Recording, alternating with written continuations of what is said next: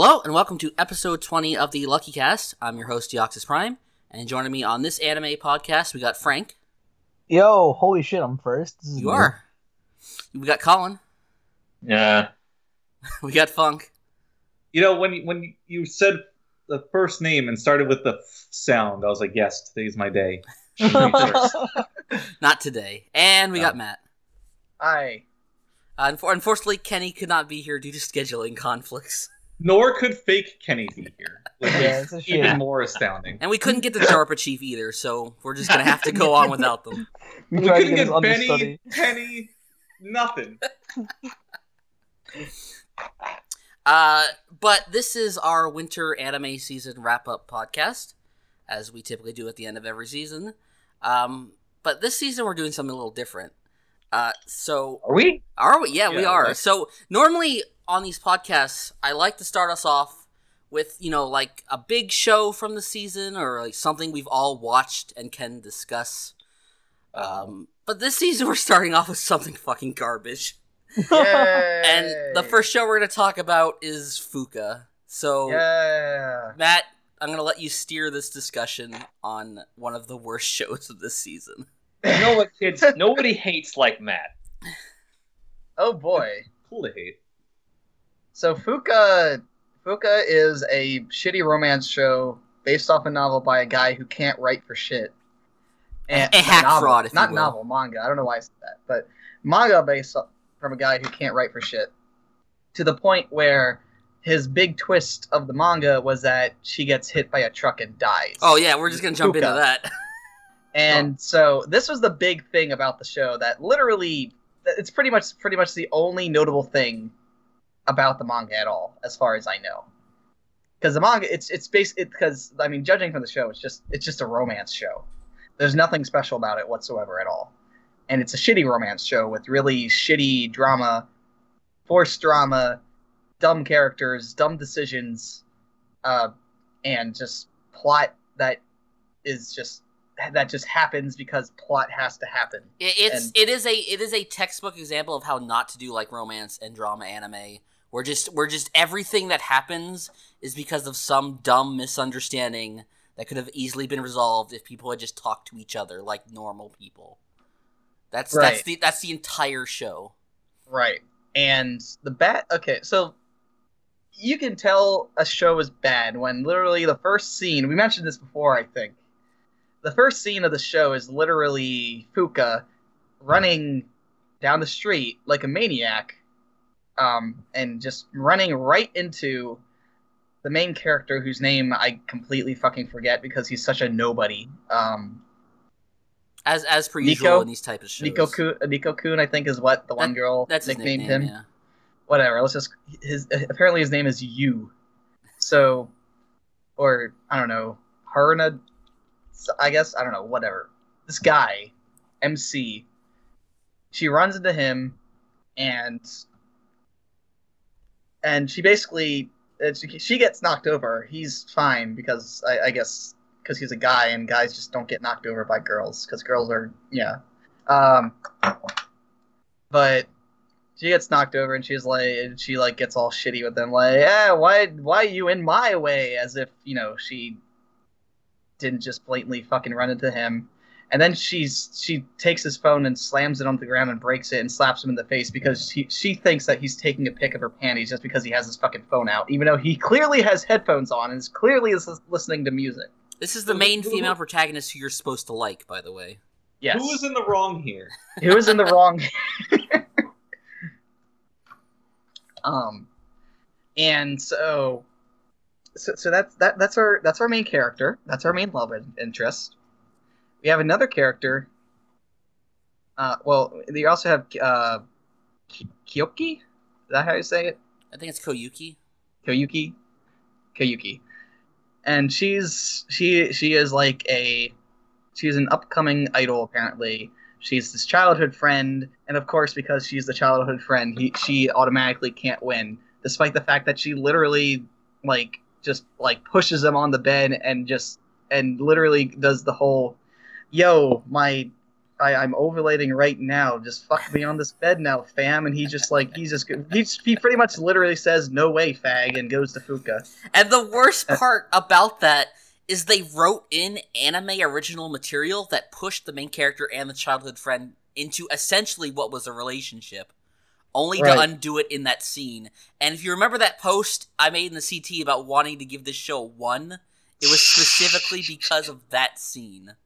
It's such bullshit, because everything leads up to them getting together, and then he's just like, no, I've realized my true feelings for Fuuka, who I've shown no feelings in any emotionally toward whatsoever at all. Yeah, that's one of the biggest crimes of the show, is that it's trying to push the main character and Fuuka together, but like, so at the start of the show they go on like a date on the first episode, and like right after that they don't ever really show any strong interest in one another, and then the romance subplot is kind of dropped entirely for this forming a band plot, and then once that is in full swing, then they go back to the romance stuff. So at no point did the show ever attempt to develop any sort of feelings between these two characters until the very end of the show, when they just comes out of nowhere and it pairs them up, and it just feels so disingenuous because of that. Yeah, they don't even really develop the characters at all. Like even putting aside the fact that they're not likable, like there's no reason they should have ended up together other than just like she's the title character. Yeah. And, yeah, there's okay. What were you gonna say?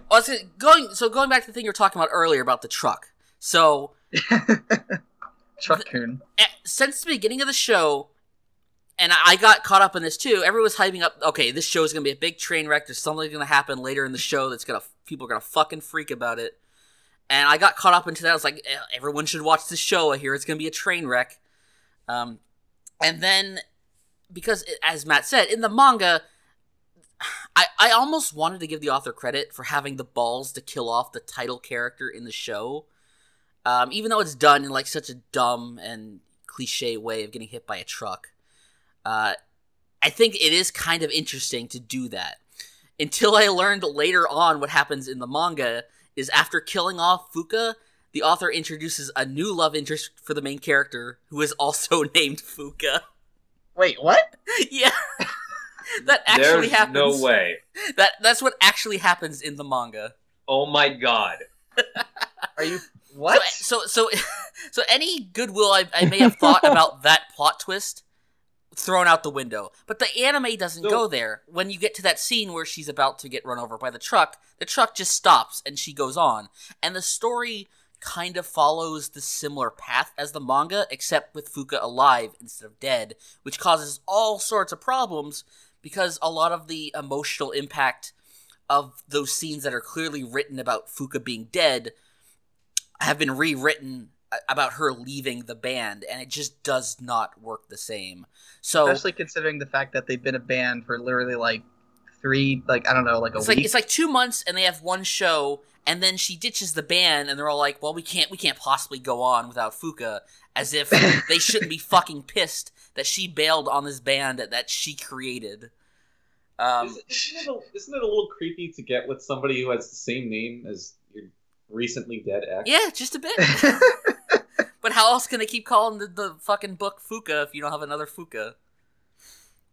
But yeah. I can't answer that one. Okay, wait, Steve. Yeah. Why isn't this a 1 for you? Because the thing about the show is, What'd you give it? I gave it a 3. It is a very bad show. It's not like the worst thing that's ever been made. A lot of it is just cliche and boring. Yeah. But the thing about it is, I went into this show knowing it was going to be bad, and it still made me angry. Like, I had no emotional investment in it, and then I suddenly did because of how little respect the show treats its characters. Like, and because of this whole truck thing, it was like I was expecting something that would at least be memorable for the stupid bullshit it pulled, and then it doesn't have the balls to pull it. And we all look like stupid idiots for hyping this thing up that never happened. The funny thing is, the truck scene in the show, like, literally has no reason to be there whatsoever. It adds nothing to the plot and is basically just kind of other than saying, yeah, we're being different, we're deviating from the manga here, which didn't really matter because it still sucked. I was also thinking something else. Oh yeah, also there's there's just the whole thing of like them getting so distraught over their band breaking up despite the fact that they've only been together for a little bit. The fact that they were like thinking they were gonna be hot shit despite the fact that they had one concert.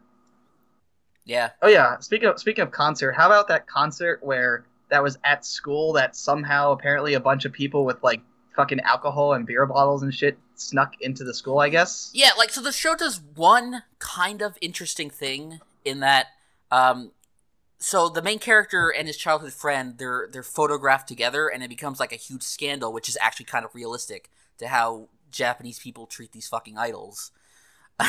And I kind of like that aspect of the show.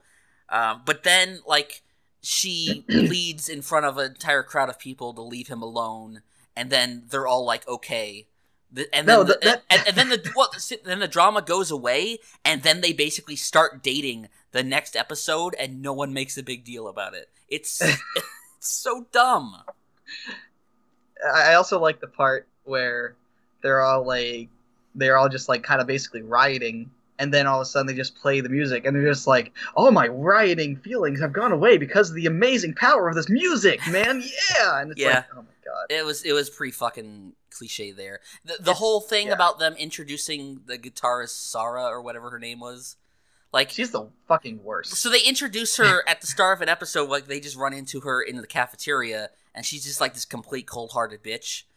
And then they find out later she happens to be like the sister of the guy who's running the recording studio that they've been using, and they just happen to be in need of a lead guitarist, which she just happens to be, and she just happened to be kicked out of her previous band, and she just happens to be like following the main character on Twitter and like is his biggest fan, and then she does like a complete 180 in personality within the span of like half an episode, and none of that about being a cold-hearted bitch is ever brought up again. She's just a completely different character from that point on. This whole show is such a fucking mess.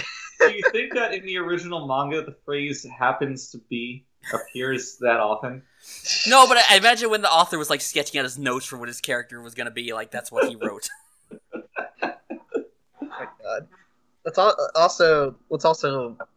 It should also be mentioned that the main character is probably like one of the biggest wet blankets you will ever see, and this is even with like for anime standards too. Like, this guy is just a fucking waste of a life. Also, just like, you can tell the writers are trying to be clever about pointing out the tropes about this sort of genre, and it just comes off as so awful. Like, there's 3 specific examples. Early in the show, the main character points out that he's actually in a love triangle, which no one would ever say. Then later on the show, someone points out, like, he points out that another character has a complete change of character, which no one would ever say. And then later on in the show, they point out that the childhood friend is actually winning. It's just like, you're trying to be self-aware, but it doesn't excuse how horrible this writing is. You see, if we're self-aware about the fact that we're doing these things, it's okay if we do it. Yeah, I don't know why you guys hate Saikano so much. You see, Saikano does it. Well, I know you like the show, so I know you know this, but it does it in such. Just because I pointed this out doesn't mean I dislike Saikano either. All right, I like Saikano. There is a way to do that thing well. This show does not do it well. It just inserts it to seem like it's self-aware of how bad it is, but no, it's just fucking bad. There's Saikano does things cleverly. This show does nothing cleverly. Yeah, it's sad because I wish this show had been a train wreck, so at least I can say to people, "Hey, this show's a fucking train wreck. If you wanna watch something funny and bad, go watch Fuuka." But don't watch Fuuka. It's a complete waste of fucking time. And any of you who avoided this at the beginning of the season when I told you to go watch it, just pat yourselves on the back. We did it. We did it, guys. We did it, Reddit. Fuck you. I think I don't know if you had anything to say about Fuuka, Matt, but I've got my rage out. No, it's a bad show. It's shit. The music is shit too. Let's just say that. Yeah, because it's about a show where these characters form a band. It completely fast forwards through all the development of actually getting good at music. And then they just basically just play the main theme in every single fucking episode. Also, the Fallen Moon is the gayest fucking yeah. name They for named a their band the ever. Fallen Moon. I assume it sounds cooler in Japanese. No, they say it in English. Well, My yeah, God. but it's still something that if you're not a native English speaker, you don't pick up on how lame that is. At what point do they cast explosion magic? Explosion magic is the coolest, and I won't let you defile it. Can we get an explosion from Collin? Bakuretsu, ra ra ra. Good man. Okay, so moving from a bad show to a good show, Frank. Yeah, Steve was literally just talking about how in Fuuka, they treat their characters with, absolutely no respect whatsoever. But if you want to talk about a show where all of the characters are, despite being absolutely deplorable people, treated as complex individuals with unique problems, then please do yourself a favor and watch Scum's Wish, which is actually the slave name. The actual name is Kuzu no Honkai. That's right. I gushed about it a little bit on the mid-season podcast while I took 5 minutes to introduce Dragon Maid, much to Collin's chagrin. But I really think that despite being a really heavy piece, I mean, obviously it's not a feel-good thing. Scum's Wish is a show that delivers on a lot of respects, but most importantly, I think all of the characters here have a lot of really great issues that when they delve into it, it really does a great job of exploring their psyches and just doing a great job of highlighting just how unhealthy all of their relationships are, while still treating them with respect and making light of the fact that while things are really grim here, it's definitely not the end of the world. It's a teen romance, and there's always a light at the end of the tunnel. Frank, can I pose a question? Yeah, let's go. How do you deal with the fact that the show treats people with respect who just don't deserve it? Such as history's greatest monster. Look, listen, she is undoubtedly villain of the year all years. My God, she is such a deplorable piece of shit. But man, oh man, I really think that despite the fact that she's absolutely abysmal, forever just talking about the teacher. What's her name? Oh God. Sensei. There we go. No, it's not Sensei. Is it like Minagawa? Yeah, Minagawa. Despite the fact that she's, so clearly fucking with Mugi here and, getting in with the, Mr. Cuck. It's not a joke. The guy's actually a cuck in the show. No, yeah. Oh my God. Well, no. Okay, let's stop ourselves in our tracks. Yeah. He's too pure to be a cuck. If you're taking the letter of the law here, then yes. He's an inadvertent cuck. Yes. But he also the knows accidental cuck is the most dangerous. he probably doesn't know what cuck he probably doesn't know what cuck means, but he's doing it to himself whether he knows it or not. Michael Monk's cuck scientist. He's too pure. Protect that smile. I'm a big fan of even the side characters, Etchan and Noriko. No, Mocha was. See, the thing about her is she was an anime character in an anime that was clearly not trying to be an anime. Right, but that's even what then, I like about her, though. She still ended up being having a pretty good. I don't want to say arc. It wasn't a full arc of the show. No, I like how she her whole idea was that she's kind of she's playing with people, and she's as long as she can charm all these people and get all these things, but despite the fact that she's so pure, and now all of a sudden she feels like she's a victim to her desires, right? and she realizes that she's not immune to it. I don't have a problem with her place in the show. Like, she works well. It's just that, like, she stands out like a sore thumb against all these other kind of more grounded depictions of people. Like, she's like an anime character. She definitely is jarring, but I don't think it ever jarring. Curio. I don't. Is there a jarring meme I wasn't familiarized with? Anyway, she never detracted from any scene in which she was, at least for me. No, I don't think so. And I like what her arc. Like, I mean, I know it's not really an arc, but I like what the theme that they were trying to go for with her added to the show. I actually thought that the way they handled her was actually pretty realistic, even if her mannerisms were not. Right. I mean, you have this idea of a teenager who's like idealizing like the idea of love, and now feeling like, you know, all of a sudden now that she's actually feeling like desire and like the lust end of it, now she's disillusioned with love altogether. Like, I think that's very interesting, and I really like the angle that it takes with that. Yeah, I do appreciate that almost every character the show introduces, it does something interesting with them. With the one kind of exception of Etchan's cousin, who I felt was unnecessary. Like, I don't think everyone needed like a love triangle going on here. Right. Like her story with the main girl, like their relationship was fine as it is, that dynamic. But introducing I think the function. No, go ahead. I was going to say, I think the function of the cousin is just to give Etchan a confidant that isn't Hanabi, you know? Yeah, but they didn't need to make him a love interest. Yeah, that seems like something that... Is this an original? Is this based off anything? No, it's based off a manga. Yeah, that seems like something that would be fleshed out more in the manga. I like that they didn't fall into like a trap, though. You know what I'm saying? Like they very could have easily just, you know, like had Etchan be like, oh, you know, I'm in love with my cousin now, and you know, now all of a sudden I don't like girls anymore. Like, Frank refers to any heterosexual relationship as a trap. No, I do not. Strange when you consider everybody else's usage of the term.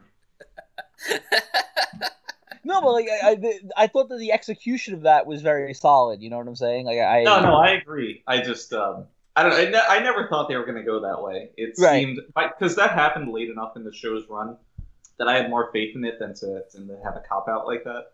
Mm-hmm. Because given how realistic the rest of the show was, I would never expect them to just be like, you know, instead of liking girls, I now like my male cousin. That's just an odd route to take. I still think you could pull off Etchan's story without him. You probably could, but I don't think having him is as big of a detraction as you seem to think. Fair enough. I do think, and I'm sure Frank will agree with me, everything about the Etchan Hanabi relationship was probably the strongest point of the show. Wait, why do you think I love...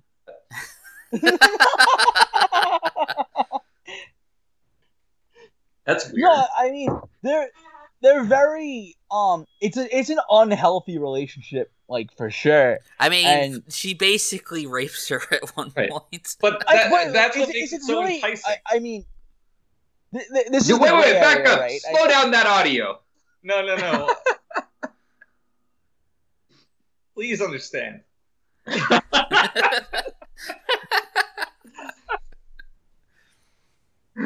Go on. Frank?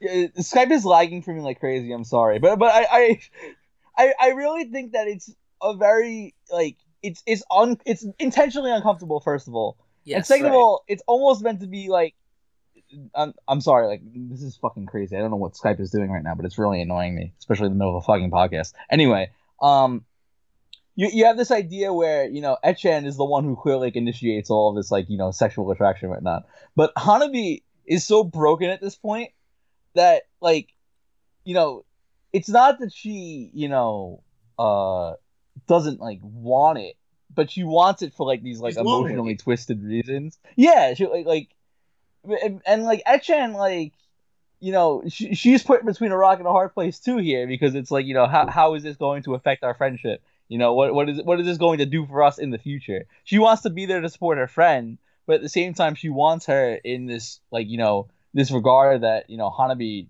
doesn't really want, but she wants because she feels that desperate need for companionship. So it's a little weird how their relationship works, because it's not based on like any kind of mutual love between the two of them. It's a dependency thing. Well, so I hesitate to call it weird because it just is. We keep coming back to this word. It's a very realistic depiction. Like, those are reasons people get in relationships. Yeah. And seeing that handled and depicted in such a true to life way is very refreshing. It's one of my favorite things about the show. It's. I mean, we can all relate to call stuff it refreshing. No. Yeah, absolutely.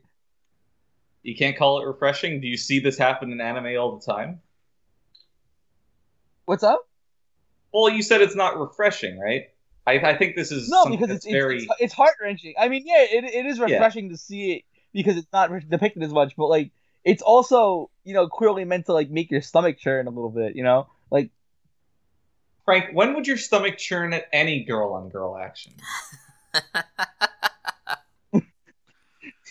We got all the hits. Because it's not.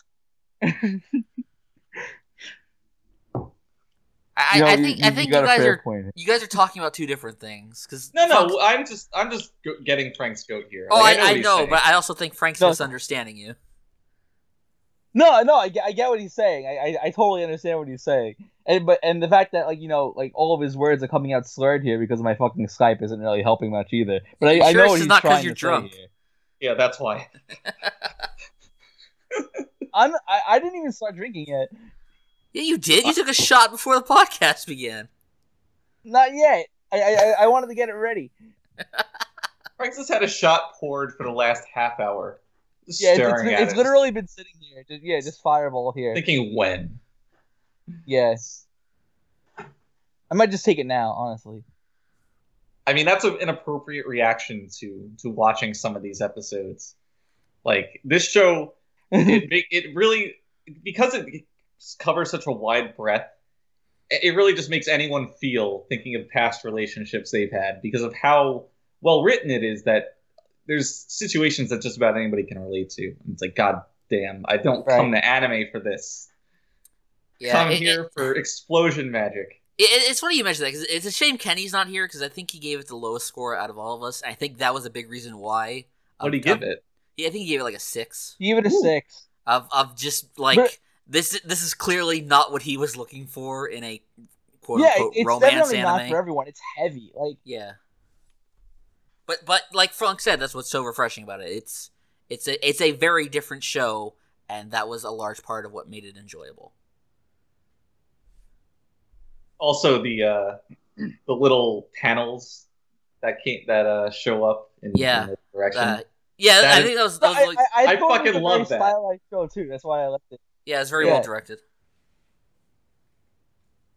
So Frank, what's up? What scene or aspect of the show hit you the hardest? Hanami's confession was really good. And I think that Echan did nothing wrong, and I can tell you right now, she's going on my list of most tragic anime characters at the end of the year. Oh my god, that list has got to be like up to 30 by this point. Yeah. And I like the fact that at the end, they like they're both clearly like in a similar position from where they started, but they've both learned to the point where like they don't like fall into the trap of like wanting to like like they don't need validation from each other anymore. Like now all of a sudden they're like, and that's just finally such good character development.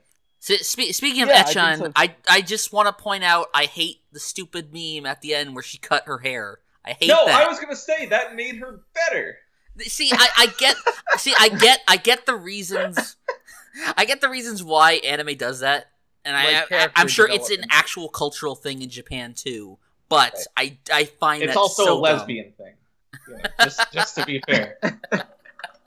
Man, wait till Funk gets that episode of Bakemonogatari. Oh my god. That's a huge fucking meme, and I'm sick of it. I'm sick of it. So in amidst that, like, that maelstrom of emotions that was the last couple episodes, did you just like drop it once she showed up on screen with cut hair? No, like, but that was like at the very end. There's no way I could drop it at that point. That is untrue. Yeah, you can drop a show at any point. Yeah. Okay. So like, let's talk about mal etiquette. If you've watched like if you watch the entire show and then half of the final episode, but drop it before the show officially ends, how do you mark that on mal? Because I drop shows about you 7-10 minutes. I drop shows like 7-10 minutes into the first episode, but will still mark myself as having watched the first episode just so I can put it down as being dropped. So you can always round up on an episode. You can always round up unless it's the final episode. I feel. Really? Yeah, I think that makes sense. Saying you completed something when you haven't seen the entirety of it, it's because the status switches from watching to completed or dropped. That's true, and we did get on Frank's case about that, of putting completed shows where he didn't watch every episode. Oh my god, the fool. The fool. So, I'd err on the side of Naruto, guys. What a fucking fool. I guess you're right, because I can't say that I watched 220 episodes of Naruto, because I clearly didn't. Like, but Mal says you did. Gotta have a higher time. Yeah, no, it doesn't say that. It says I dropped it at like 136 or whatever the hell. Like, okay. Yeah, because he revised it after we got on his case about it. Yeah, because you guys bullied me. Gotta keep him honest. But it makes sense though, because like that affects like the time that you have put into, and like it messes with like the days watched or whatever. Yeah, and if you're trying to beat me legitimately in terms of days watched, you can't be cheating. Right. Exactly, Steve. If we're talking about mal etiquette, is it ethical or extremely ethical to watch 8 episodes of Love Live and then drop it? Didn't you watch like 11 episodes? I don't know, some large number. You dropped it at like 10 out of 12 or 11 out of 12 or something like that. I'm pretty confident. That's even better. I'm pretty sure you did watch a show where you watched like 11 episodes and then dropped it. It might have been Love Live Sunshine Generation. Look, there's a lot of shows on Mal. I've dropped a large percentage of them. Love Live's just another drop in pan. And just so it's out there, the only case it's accurate to put you watch an episode but didn't actually watch it is if it's entirely a recap episode.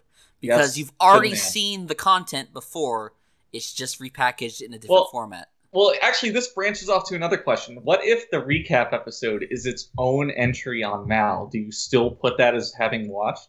Only if you watched it. Well, I never watched its own entry then. Yeah, I know, but like you have to specifically watch that entry if it has its own entry.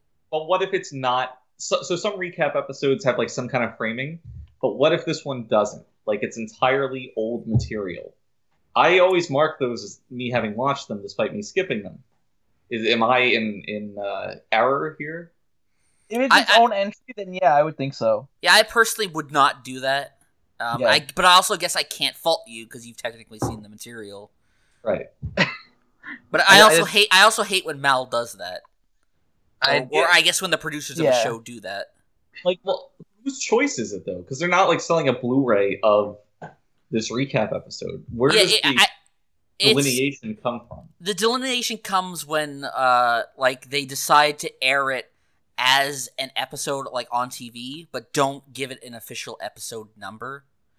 Because like with a lot of two-core shows, they'll air like the recap episode in the break between the first core and the second core, but it won't be like an official numbered episode of the series, so it has to get its own Mal entry because it technically aired.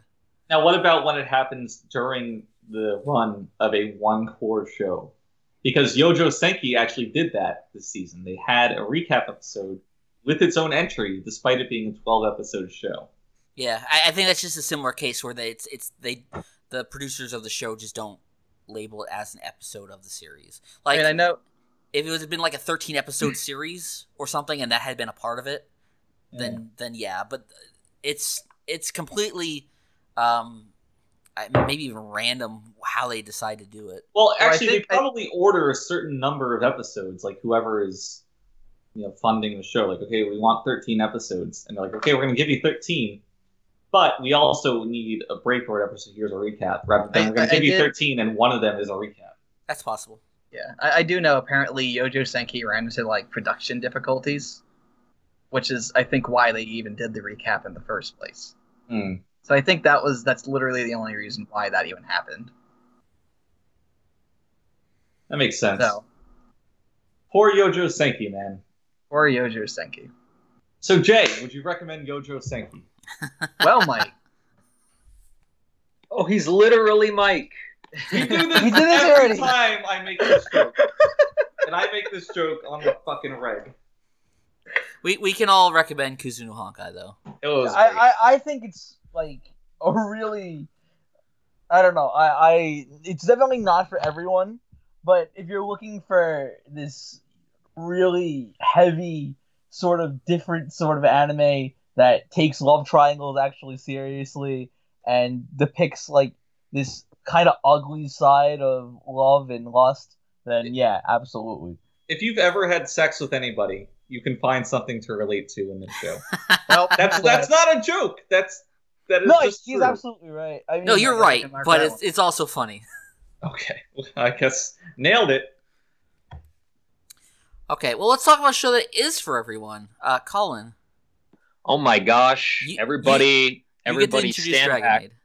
I'm gonna talk about the most chic show of the season. Zelda? It's Kobayashi's Maid Dragon. Oh my Dragon God. Maid. You guys hear me? No. Yeah. Yeah. Okay, I've got someone yelling behind me, so Take, hard- this, hard to hear. take this away, fam, to the land of comfy. okay. So KyoAni is here, and they have forgotten to bring their Instagram filter this time. So they look great, but with a lot less bloom. I think Maid Dragon is just a show that succeeds at just about everything it sets out to do. All the time, I've noted that every time you go into an episode of Maid Dragon, you are getting exactly what you want out of it. So I don't think I would fault anyone for giving it a 9, really. If it's something that you really, really want, I think that Maid Dragon is great for what it is, but I don't think I'd ever push it that far. Unlike some people. You know, Yes. won't be named. Think of it as Hey. like a smaller container that's like filled to the brim, right? It's the perfect package for what it is. Matt and I have our own show on CBS this fall, so we know what we're talking about. I think what makes it really good though is that it understands boundaries. That it never really goes too far with the sex appeal, and it never goes too far with the character drama. It never tries to become more than what it is. So you always get like this perfect storm of just sweet little character moments that aren't too saccharine and aren't too melancholy. It's the Goldilocks of lewd comfy. Oh my God. Yeah. Except for one small blight on the series. And it is a small blight. Tell me. This is the only note I wrote down on the series before beginning this, and it was just Saikawa a shit. I'm going to be completely honest, I don't remember who that is. That's Kana's friend. Oh, yeah. Friend in quotes there. Yeah. Forehead. Yeah. So Saikawa has one thing that she does, right? But it's so fucking funny. This explosive orgasmic reaction to Kana being cute. And a heart appears somewhere. Yeah, a heart typically on her tongue or whatever. So, I don't know. Steve, apparently you found it funny. I never did. I did. It got me every single time. Oh my god. Yeah, I never really found it funny either. I mean, Well, you gave it a 7. No, well, here's the deal. Here's Wow. the deal. This is what I wanted to do with this segment of the podcast. If you guys can convince me to give this show an 8, then I will give it an 8 by the podcast's end. Are you just However, going to hijack Collin's segment? No. Because that sounds like what you're doing. No, because I don't intend to, shoehorn myself into the discussion here, or make it about me or anything like that. You just did. You just did. No, great. But I'm just saying, I saw it as a very high 7 with a lot of really great moments. But there are a lot of jokes like that one, and the fact that like every time the little boy falls asleep, he has all these dreams of that was very funny. I didn't. Get out of here. That one's different each time. Get out of here. Yeah, see, no, I know, but it was still like like the same joke pretty much over and over. They really did the dream thing like once or one episode. They were Frank, all in the same F though. It sounds like Frank has an issue with running gags, and to be fair, like when running gags are bad, they're really bad, and they shove them in your face too often.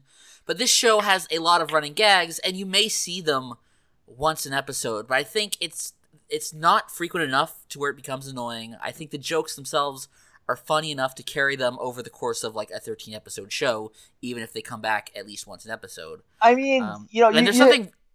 Yeah, you're right. There's nothing wrong with having a running gag. It's just a matter of me finding them like funny or not. Like yeah, you and can have like Lukoa's boobs flopping everywhere, like once every episode, and like some people find it funny. I don't. It's clearly not meant to be like a fan service thing. It's clearly just a fucking like it's over sexualized to the point that it's obviously a joke.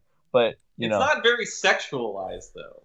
Like you know what I meant though. That's what I'm saying. Like, but that's the thing. It's exaggerated. Yeah, and I think there's two things I think that makes the show really special. One is that it does actually have something for everyone. Because there's that one episode like halfway through where they focus on the different relationships.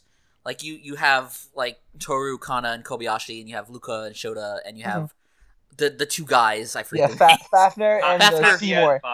Yeah, and there's like 3 segments in that episode, each focusing on like their lives together, and there's something in each of those relationships that for everyone. Like you're gonna find, regardless of who you are, you're gonna find something funny about one of those segments. And the other thing I think that this show does really well is Collin talked about not going beyond its boundaries, but I also kind of see that as how well the show, how well it was totally unintentional, by the way. How well the show balances all its aspects, because like there's you have the heartwarming slice of life scenes. You got like the lewd fan service stuff. You got comedy. You have like a tiny bit of like character drama and some really over the top action scenes every now and then. But none of those things really detract from any other. Like, and there are situations where like you have a scene, the clearly over the top Lukoa Shota fan service scenes, immediately followed by like heartwarming mother-daughter Kobayashi Kana scenes, and they don't rub against each other in a way that detracts from the scenes. Yeah, nothing's chafing here. Yes. So it just maybe more than almost any other show I've seen, it can balance all these different elements in one show, and none of them feel out of place. Because there are a lot of shows, especially when it comes to comedy, where it's like you'll have a serious show and they try to inject the comedy, and it just feels wrong because it doesn't know how to do it properly, whereas this show does it properly. It's really just like a warm hug from someone with huge, hilarious tits. The best kind. My favorite thing about the show, like the whole show was funny, but what I could only assume, like this is, isn't this like one of those 4-panel comics that this is drawn from? Or am I wrong? It's not a 4-panel manga, but it is a manga. Okay, well, just the little one-off jokes. Yeah. Like, someone brought it up earlier, Shota's dreaming, or whatever. Like, these little segments that are 30 seconds long, that maybe there's 3 of them in each episode. And they were always just hilarious to me. Like, they were so succinct, yet so clever and funny. And I couldn't get enough of them. It was fucking wonderful. I laughed. Like, anime are funny. A lot of them are. And I'll smile. But the amount of heartfelt, actual laughs this show got me were more than any show in recent memory. Yo, wait a minute. Hold up. I didn't get to say why Psycho is shit. Oh, sorry, I interrupted you. My Yeah, asshole. Look here. Sorry. Look here. Psycho sucks because Kana is cute. Kana's adorable. She carries so much in this show, right? Her voice actor is a champ. She put the team on her back. Yeah, right?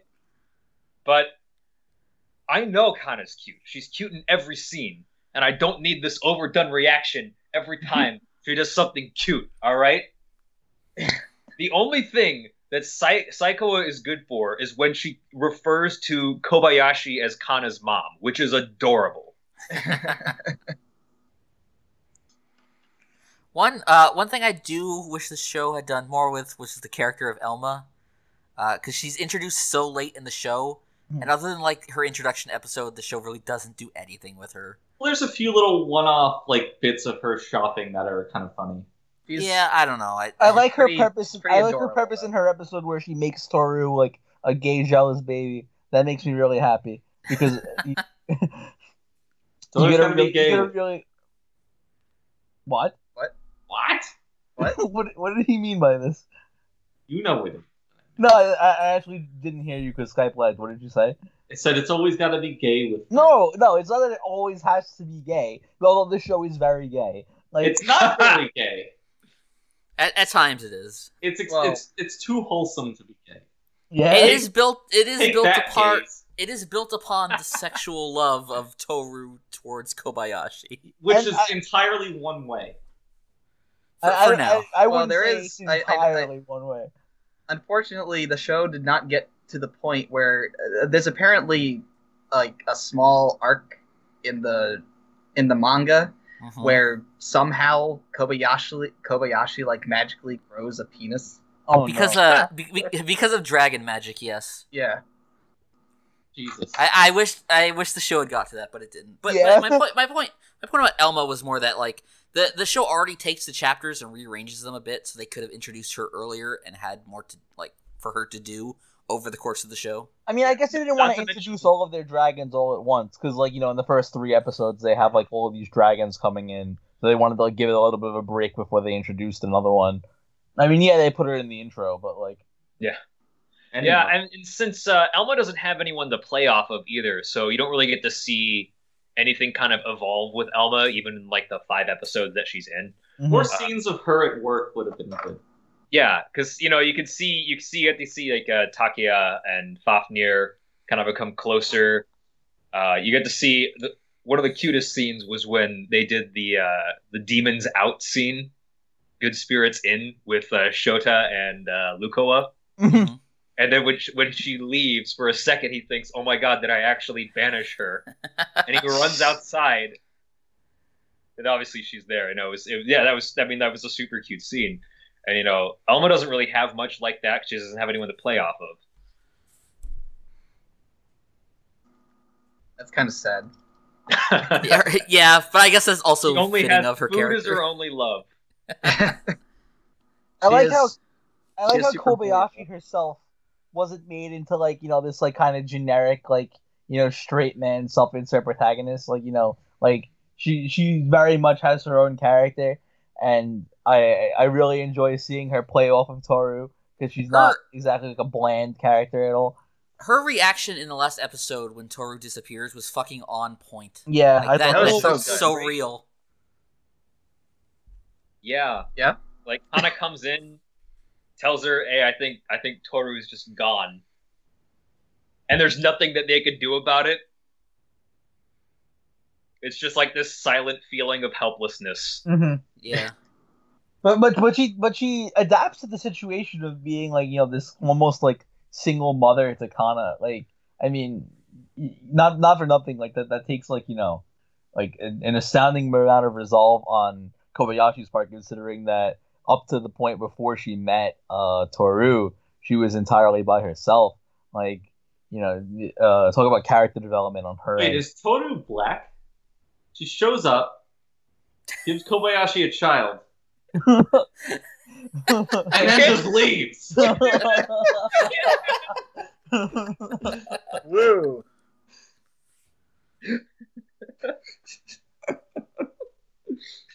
Oh man. Really Great makes show. you think. Yeah, that finale was very heartwarming. When I does really Kobayashi turn directly to the screen and explain this to the audience? Just like there's a huge issue with the dragon community with single dragon mothers. Oh my god. Too much.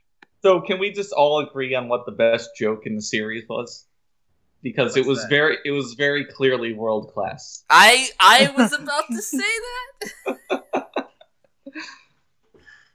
And we can also agree on who the best girl was, because I don't think we're gonna agree about that. That was very clearly Kana. Yeah, I would agree with that as well. I don't think I can think of it in that way with that character. Too pure. Too pure. That's why she's so good. Cutest gag was the Santa Claus one. Yeah, this is the home of the good girl, Kana Kobayashi. I thought it was so cute, like when she plugged herself into the outlet and the label on the outlet said like Kana Kobayashi for the first time. Like the first time she took like her last name, I was like, oh god. The whole bit with her going to the sports festival too was really cute. Like, oh, it was wonderful. See, that was a good use of Saikawa, I think. Just having that little friendship moment more than actual like lust. Yeah, those moments are fine. Like also the moment in the final episode where they're just kind of like having the sleepover together, and Kana's clearly like distressed. Yeah, that's nice. Not a totally useless character. Still shit though. Yeah. Don't bully forehead. yeah, I wish there was more that she brought to the table other than just like being like orgasmic over like, oh man, look at what she did, it's so adorable. But, I don't know. It's the character I can most relate to. yeah, I guess you're right in that regard. Ooh, lad. Ooh, lad. All right. Well, Anything else? Before we move on, can we get Yep. a thick, Steve? Thick. There we go. You gotta be like. I mean, I love going to A now, and it's just that fucking Lukua thick ad in the middle of every page. I'm sorry. Is that a thing? Yeah. So they added like ads like in the middle of the page now, and AdBlock doesn't get rid of it, but it's just a big ad for J-List. It's like the McDonald's parody ad. I've never seen this in my life. Oh my! You'll probably start seeing it. Well, I just saw it now. But do they have similar things on other boards? I don't think so. I don't know. I've only noticed on A, but A and V are the only boards I go to. So You don't get on NK. Come all right. Anything else on Maid Dragon? I stand by my high 7. I really. You're gonna stand alone on that. I'm sorry. No, I'm sure there are plenty of people who feel it's just a 7. I mean, Not if you go among any us. lower than that, if you go really any like lower it. than that, I if mean, you go to don't 6, get me then wrong. we have nothing to discuss. Like, I don't want to talk to you. Definitely not a 6. That's going way too far. And like, just because I gave it a 7 doesn't mean I didn't think it was like really good. I don't know. Omega the Robot, the true arbiter of anime, gave it an 8. So Yeah, he did. And I mean, I think it could have been an 8. I think it was almost there, but and like if we're going off like that, like that feeling from the finale, like and, like that sort of like with the feeling that you walk away from the finale with, like your gut, my gut feeling was telling me to give it like an 8, but looking at the show as a whole, I stand by my high 7. The one thing I'll say towards that, Frank, is that like I know your issue with it is it being one note, but I think it does so many other things really well. No, yeah, you're even if you have a problem with that, it makes up for that. Yeah, I think you're not wrong on that. It does it has a lot of things that it throws into this pot, and it it's a jack of all trades, but it excels at a lot of them. It's not like it's a master of none, So. Which I think was probably worth more than a 7. I'll also say, not to bully you into changing your score, but maybe go look at your Mal and look at a lot of the shows you've given a 7, and just ask yourself it's if probably these better are than that. equivalent. Yeah, you're right. Yeah, because that's what I get a lot. Because like the difference between a 7 and 8, like I give a lot of shows a 7. Mm-hmm. So if I can look at the show and say this is way better than a lot of these shows, then it probably deserves an 8. Yeah, but you know what? Like, I mean, it's kind of like, you know, Collin said this once, but like, there's more to what you think of a show than this arbitrary number that you give it on Mal. So yes, and it's also because you're only dealing in like the 10 scale. There's no room in the middle for anything. But I mean, that's the only scale you should ever deal with, and if you ever get involved with decimals, then we shouldn't talk to each other. Oh my god! So when are they gonna adapt? So we've gotten 2 adaptations of mangas by this guy. The first one was I can't understand what my husband's saying, and now we got this. So when are they gonna adapt the Chi manga by him? I don't know what that is, but it's about a boy living with a girl with giant tits, and they end up basically just having tit sex together all the time. Yeah, I was about to say that the title did make it seem like that. So that sounds like real Kino. I'm gonna have to look into this. Thank you, Matt. It's gonna sound like it sounds like super lewd or like stupid like Dragon Maid, and then it's gonna have like some like super heartwarming moments in it somehow. I mean, if KyoAni does it, while he's coming in between her tits, like I said in the mid-season podcast, if this show had been done by someone other than KyoAni, it probably would have just been mediocre. That's the thing, yeah. KyoAni really just KyoAni just makes things so much better. Most of the time, they're gonna put a lot of love into it. Clearly, they're gonna adapt that Chi manga, and like the guy's gonna be on the verge of climax. He's just gonna be like, "Why am I so alone?" Now that's a feeling I can relate to. You want to talk about true to life, yeah. Jesus. Funk. Yes. Tell us about ACCA. ACCA? Is that actually an acronym for something? They pronounce it ACCA, so I assume it is. It's always written in all caps, but wouldn't you know what the show is not about the origin of the name ACCA. So we can lay that dog to rest right now. But instead, what we get is a pretty decent plus show about political intrigue and coup d'etat and all these other fun things to discuss and talk about. But what ACCA is really about is all the little things, which just are fucking fantastic. So the setup for the show is that there's this country, this kingdom, that is split up into 13 distinct districts or semi-sovereign states. And there's one character who is a member of a governing party named ACCA, who goes around and just checks in on how they're all doing, sees if everything's on the level, whatnot. He's part of the inspection department, which is... God, this sounds like Rolling Girls already. The latter part of the title. And you know what, Steve? Maybe it is a little bit like Rolling Girls, because one of the best things about it is just exploring all these 13 little places and how different they are from one another, all these little hints at their cultural customs, and just seeing these little identities that the creators of the show carved out for them. And that's putting aside the plot of the show, that's just fun. That's interesting, and it's novel, and I very much enjoy it. And then you just have, the plot built on top of that, which is, I'm trying to think of things to compare it to.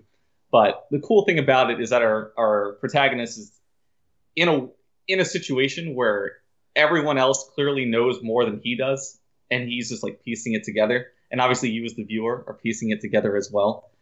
And that's a lot of fun. Everyone, I would be remiss to not mention this. Everyone in the show has the most immaculate jawline you have ever seen.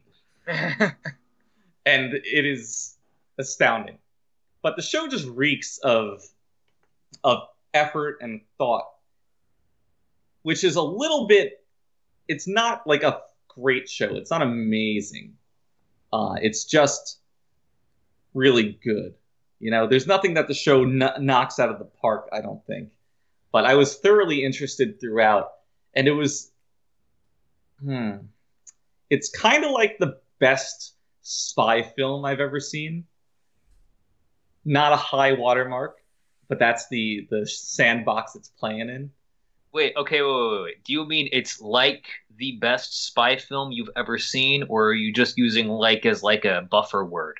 No, I'm using it like a degenerate. I would say it is the best spy film I've ever seen. Oh, okay. Despite being neither a film nor about spies.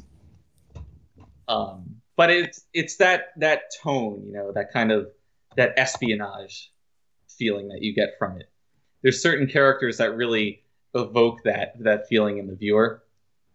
And just the way that it's built around the interplay between a government agency and a monarchy, like that interaction is kind of what gives it that feeling, which is fun. Like, it's a very fun show, and man, does Bread get a lot of love. Bread does get a lot of love. That's true. Yeah, and I love Bread. This is truly a Bread Buddy show. Oh my god, yeah. Is ACCA just the newest version of Panda Peace? I think Pande Civil Unrest. Yes. Now, is the show like episodic, or is it like there's an overarching story? Yeah. Which the one complaint I have about the overarching story is that it kind of, and you may disagree with this, I feel it ends in a cop out. Things just kind of, there's a plot that the main character concocts away from the camera that feels very cheap when you see it in action as a way of solving the problems of the story up to that point. Wait, so is it like the heavy rain problem where like, you know, like you're following this guy and like now all of a sudden... it's not like you don't feel cheated by it, it just feels cheap. Okay. What do you think, Collin? I know you watched this. Well, yeah, I definitely agree with that assessment there of the ending, but I might be about to pull a Watch Mojo's top 10 anime betrayals on you, Fung. Oh no. Because I applaud ACCA for being different. It broke new ground. But I simply did not find it very gripping. There's no sense of urgency or tension in just about anything anyone does. It's like everything that comes to the main character, Gene Otis. He's so blasé and nonchalant about everything. But I love that. When I talk about this espionage feel, that kind of smooth or suaveness about it is really what captivates me almost. Like I actively like that.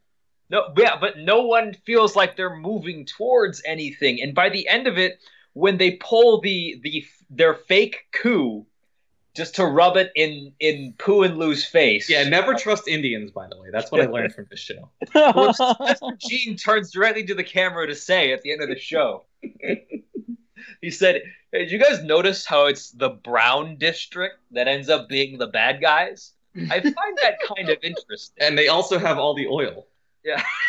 Now, does he end up visiting all of the different districts over the course of the show? And I think that's a sense of progression lent to the show. I mean, that's interesting that they have 12 episodes and they managed to visit like 13 districts in 12 episodes. It's not super delineated that way, like one episode per district. It's a bit. It's handled better than that. It's no Rolling Girls in the regard that they show something really neat with each setting. Right. There's no set piece. So they show like a quirk and like motif of each town that he visits. Right. But I think some of them had a bit more play than others. Like the episode where he goes towards the end of the season, where he goes to the district that's like in the desert and everybody lives underground because of the harsh environment and they're all mining. Like, I think that one had a bit more going on. The one where he goes to French Revolution District. Oh, yeah, the Warbler one. I liked that one. Yeah. So, some are more nuanced than the district where everything is big. But I still found those lesser ones charming. Are these Super Mario Worlds?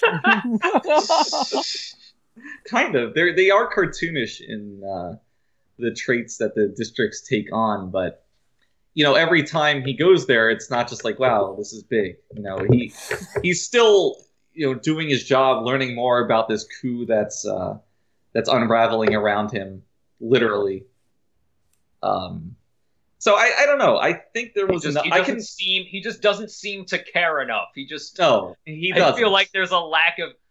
Obviously he planned the counter fake coup at the end, but the whole time it feels like he's just kind of floating along with this lack of agency, and it feels like there's so little tension that by the time it's resolved and it all blows up in Poo and Lu's face, the Poo and Lu's just like, well, okay, I guess I lose. Bye.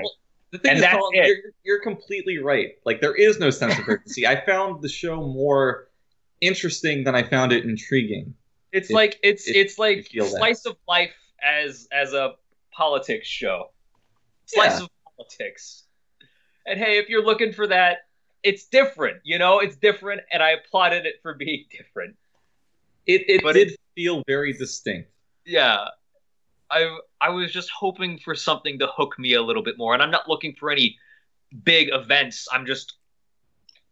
I was hoping there'd be someone to help kind of carry this plot, and it felt like Gene was not my guy in that regard. Not to mention that at the end of it, when they pull that coup, or the fake coup, whatever, so to explain to you guys, there is a prince in this show who is the king's grandson, and he is the only male heir to the throne. And he's an uppity little cunt. And everyone hates him. Yeah, everyone hates him, and he wants to disband ACCA. So ACCA is planning to pull a coup because, spoilers, Gene is also the secret grandson of the king, and he's older than this prince. Which isn't as cheap as it sounds. They give a lot of screen time to explaining that. Honestly, totally fine. They justify that just fine. But what they do is that they surround the prince at some sort of ceremony with ACCA's centennial celebration. Yeah, with ACCA agents. Like, they're going to arrest the prince and pull off their coup and everything. And then they're just like, just kidding. This is what a coup would look like. By the way, you need ACCA to stop shit like this from happening. Well, no, it's specifically or at because least it's like, this is what ACCA could do. Please respect us. But it's also because he specifically ordered a light security detail, which A, is in line with the prince as established as a character by that point, and B, just makes sense that that's something that you would want to advise against. Like, I agree, it's true, but I just don't hokey, think. But I think that when this event is over, I don't think there's anything like what's really stopping him from like being. By the way, I changed my mind. Let's just ban ACCA. Nothing. I mean, he does like get in closer with Gene and his sister, which, like, maybe if he cultivates friendship with these people, then he'll be less inclined to dismantle ACCA because they're very against that. But I don't know. Like, I agree. That is my least favorite part of the show. And it's like when Poo and Lu's plan is to like control Gene as like a puppet government, but it's like what exactly puts Poo and Lu above everyone else besides just being rich, like to control Gene? Like, what's his relationship with Gene that allows him to pull that off? Well, they mentioned that those two are meeting together at several points leading up to the coup, which you can just infer that he's kind of grooming Gene as the preparations go along. So I don't find that like totally unbelievable, but maybe it is. I mean, maybe if Gene. I mean, I don't get. See, this is where Gene fails me. So I don't get the sense that that's happening at all because Gene doesn't seem to react to these attempts at manipulation. Because he's aloof no matter what's going on. No matter what's going on, he's just like, "Where my bread at?" Yeah, that's true. So I don't know. I find it so difficult to find fault with Gene as a character because I was legitimately loving just how aloof he was. It it was great. Like, I love Gene. He's fantastic. Although he's no Nino, because Nino's the best. I like Nino. Yeah. Yeah, his whole backstory, his appearances throughout the show, just fantastic. Great guy. Just curious, what did each of you score the show? I believe I gave it an 8. I think I'd give it kind of on the lower end of 7, but yeah, I think it's good. I just think it's a little unengaging. And it is. I don't use this ironically, this term, but it is definitely low octane. And there were definitely moments going through the show where I was a little bored, like individual episodes or individual scenes, but on the whole, I think I appreciate the show more than what I would give a 7. So it's at like the 8 threshold. But it's good. If anybody wants the final word in? Anybody, it is my show. I made it. You made this? I made this. If you're looking for a show that is a little different than most anime you've seen before, also like a little bit of political intrigue and love baked goods, then ACCA's the show for you. Don't watch Pond to Piece, whatever you do. Yeah, Oh please. God, no. All right, so we're going to take a quick break, and we'll be right back. All right.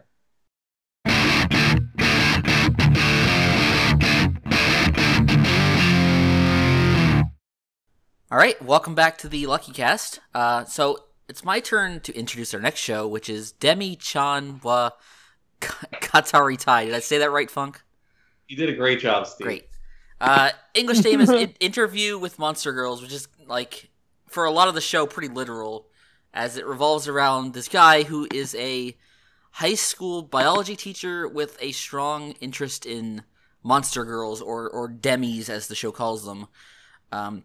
And it largely revolves around him, his name is Tetsuo, giving the 3 monster girls and 1 monster teacher at this high school essentially guidance, coming to understand these girls and their problems and how they kind of fit into this school. And I think the first thing that I really took away from the show is kind of how different it treats the subject of monster girls. Like, in a lot of other shows, they're kind of, like, considered a different race from humans, where this show, it very clearly outlines that these girls are human, but they're born different. It kind of treats it as more like an analog to, like, a disability, especially in terms of how the other characters, or, like, other people in the show, react to these girls. Like, there's a scene early on where you have the Delahan Machi, and her classmates are kind of nervous about talking to her because they don't want to bring up the fact that, you know, she has this very weird aspect of her her head not being connected to her body. So they're skirting around that whole thing, and it's kind of the way real people talk to people with disabilities. Like, you don't want to treat them as different, even if they are different. And so... And then you want to help them, and it's just like, well, I don't want to make them feel like shit. Yeah, and that's... Yeah, and that's a lot of what the earlier show is about. And you have these girls who are different, but the show doesn't treat them like that. Like, so... My favorite example of this, if I'm trying to illustrate what I'm trying to say, is you have the snow woman, Yuki, and she's a bit on the nose. Yes. Yuki means snow. You can't name her anything else, but she's being gossipped.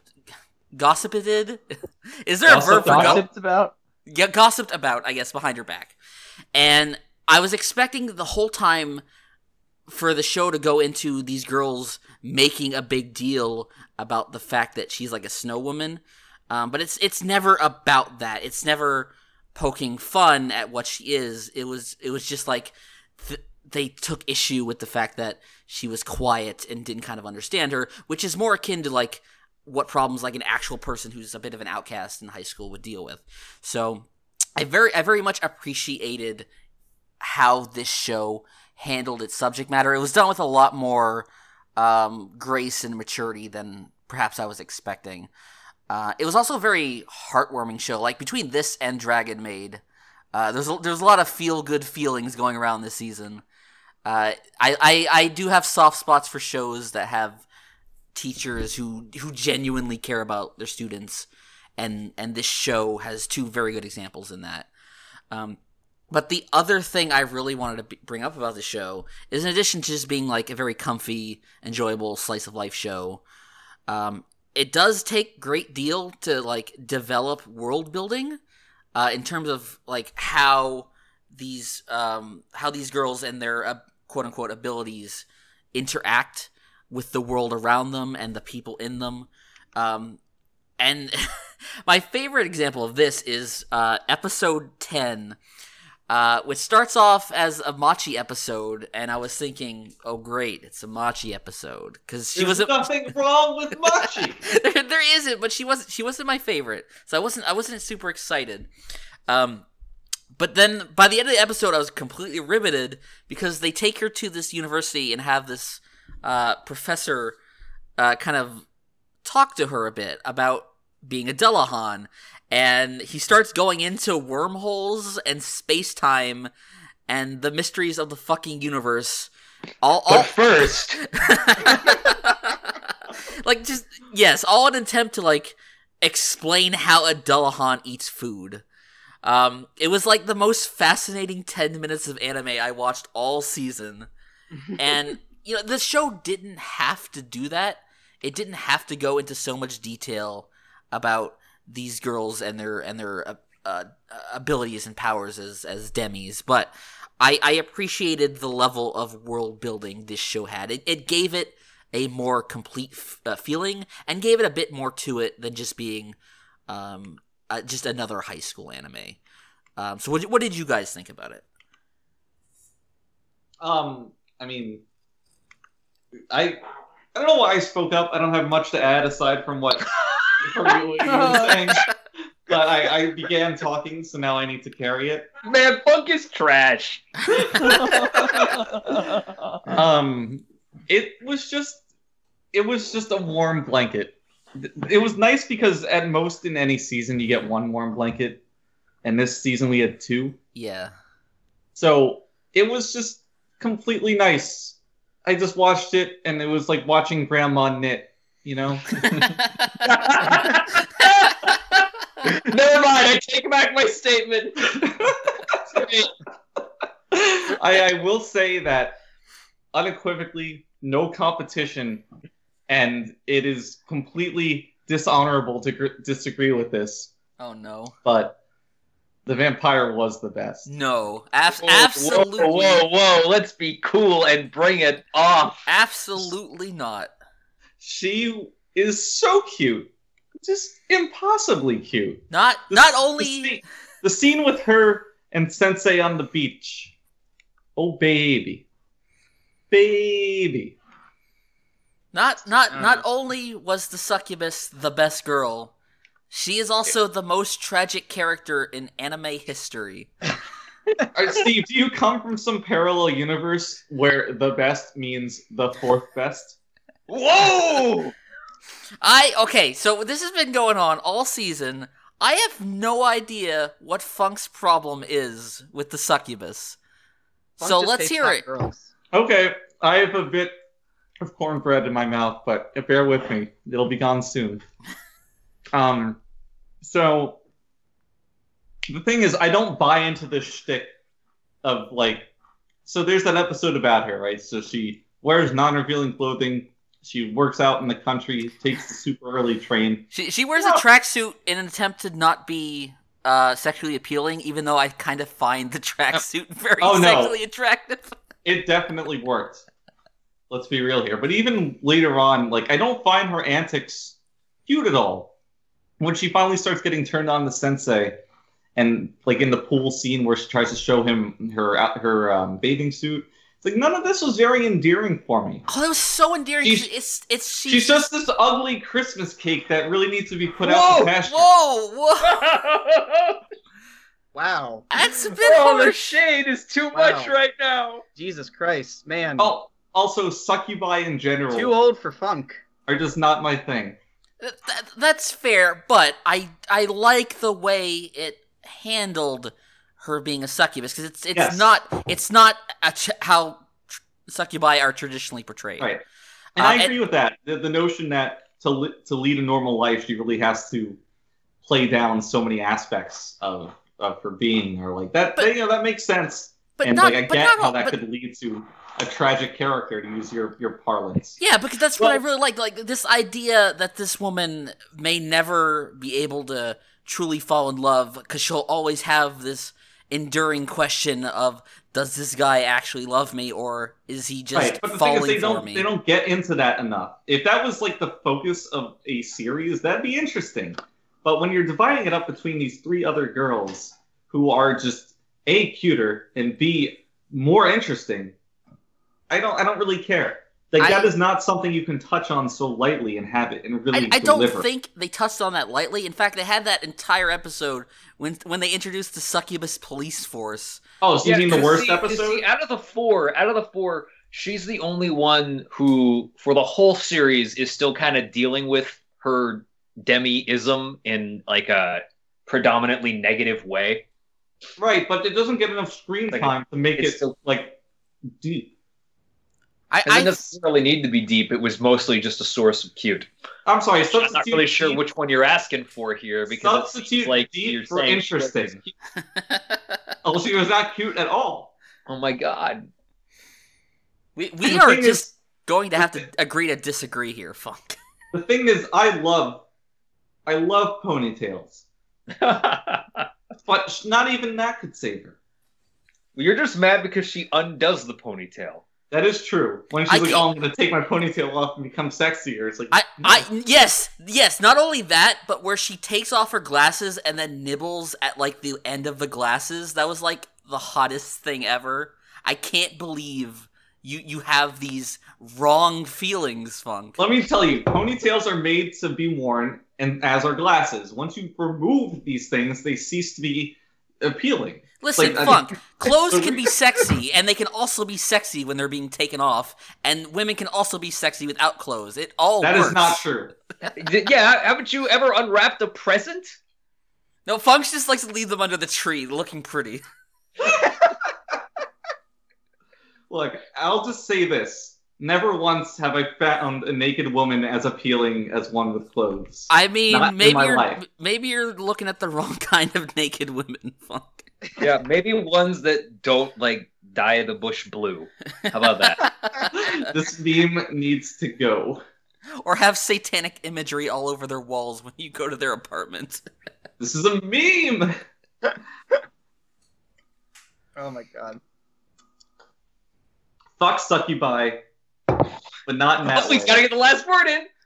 I only watched... Okay, I only watched the first 2 episodes, but I gotta say, Dullahan is pretty fucking cute.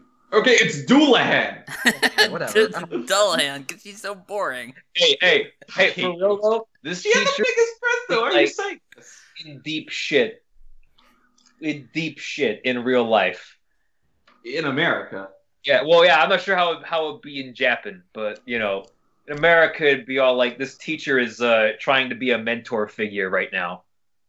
We can't be having that. It is kind of weird how he just kind of carries her head for a date. The whole That one, yeah. That was cute. That was cute, but it was also kind of weird. It's funny you brought that up, Collin. I do appreciate that they did have that episode of like the vice principal being a bit suspicious of him. And it didn't go too far in the direction of like, this could be really sketchy if they wanted to go that way. It didn't seem like that was why he was suspicious. Like, he explained his reasoning, which seemed pretty on the level. It didn't seem to me like it was... No, but I think that's kind of related, of just a teacher being too close to his students. Mm-hmm. Yeah, I thought it was a nice little show. I thought it was at its most clever at the beginning, like when Steve said, when they were it kind of felt a little bit more like disabilities. It petered off for me a little bit at the end, but I still found it pleasant all throughout. Solid 7 for me. 7 squad. Is it a high 7? I mean, High 7. look, I'm not sure I want to get into the splitting of hairs here. It's a solid 7. Would you say that it was Dece or Dece plus? It was Dece plus. I gave it an 8, and I stand by that. I'm amazed you didn't give it a 9, to be completely honest. It was a good show. I didn't think it was that good. Yeah. I'm not saying it deserves there were a 9. no explosions. Why am I that guy?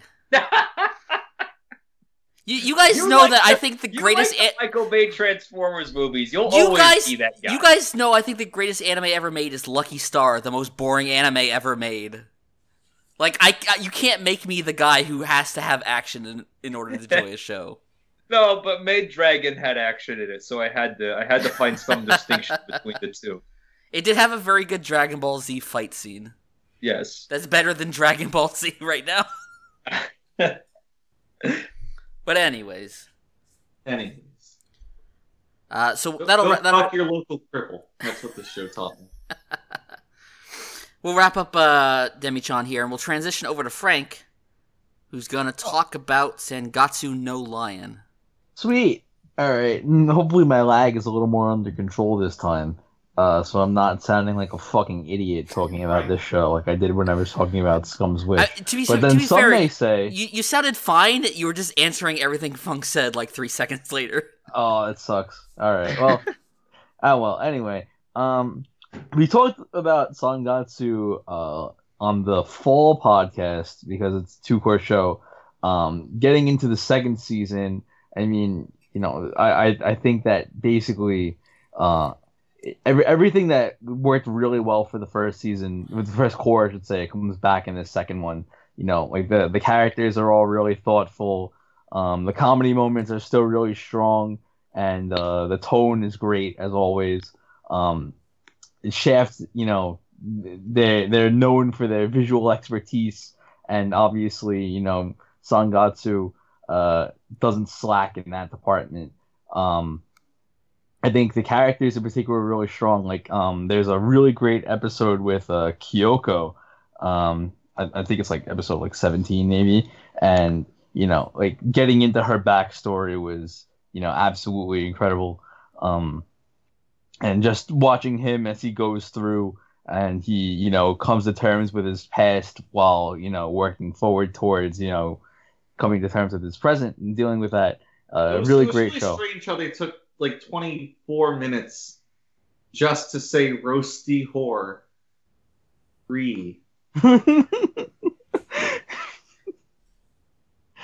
But otherwise, yeah, it was a good episode. No, I thought it was great, and it also elucidated a lot about his relationship with his stepfather as well, and like I think there's a lot of complexity happening here, like the dynamics between characters in particular, it works really well, and a lot of it is expressed through really good visual metaphor, and I think Shaft is really on point with this. Well, it's nice because anytime it gets into a character's backstory, it's really just in service of furthering his development as a character. Right, yeah. I would agree with that. Like, I absolutely love Shimada. Like, he's just the best. That whole arc with him, playing against... God, what's that guy's name? Douchebag. Dating his sister. Oh crap, what is his name? It's not Goto, is it? No, I don't think so. Somebody else. Anyway, that guy, and then playing against Soya, and then playing against Soya. Right? Yeah, that's his second opponent. Mm. But that whole arc was just fantastic. Like, I was completely drawn into his character's backstory of like putting that entire village on his back and trying to carry them, and then like the projects that he started with the Shogi Club for all the elderly people. Like, I was completely buying into that. That was wonderful. Mm.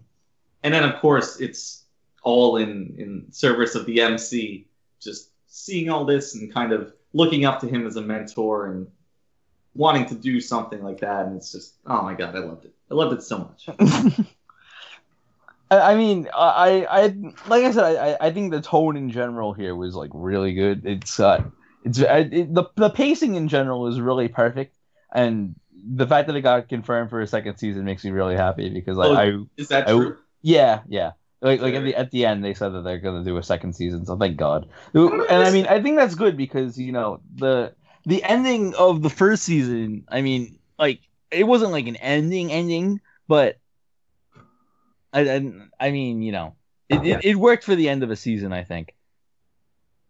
Yeah, I mean, I've we all grow accustomed to anime not really having an ending. Right. I mean, it felt like a recap kind of at the end. So like, I don't know. I liked it.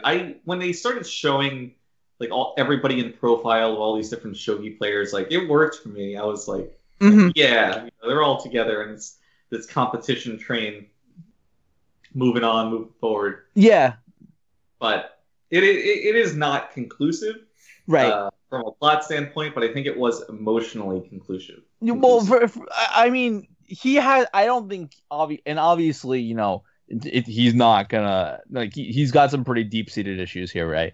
And obviously they're not going to be solved over the course of an anime or over the course of his life even. But in terms of him having a more acute understanding of them over the course of the season, I would definitely say that yeah, he's got it. But I mean, I definitely think that there's more for him moving forward. So I'm really excited to see more. Yeah, I mean, So earlier you were talking about how kind of the tone was perfect and the humor bits worked. I kind of disagree in that regard. Some scenes like him with the family, like those three sisters, those didn't really work for me. I don't know. Especially in the last episode, the scene with him in the science club, starting like the shogi / science club, also felt a little inappropriate. At least I really liked the show, but I could have done without some of those moments. I don't know. I really like.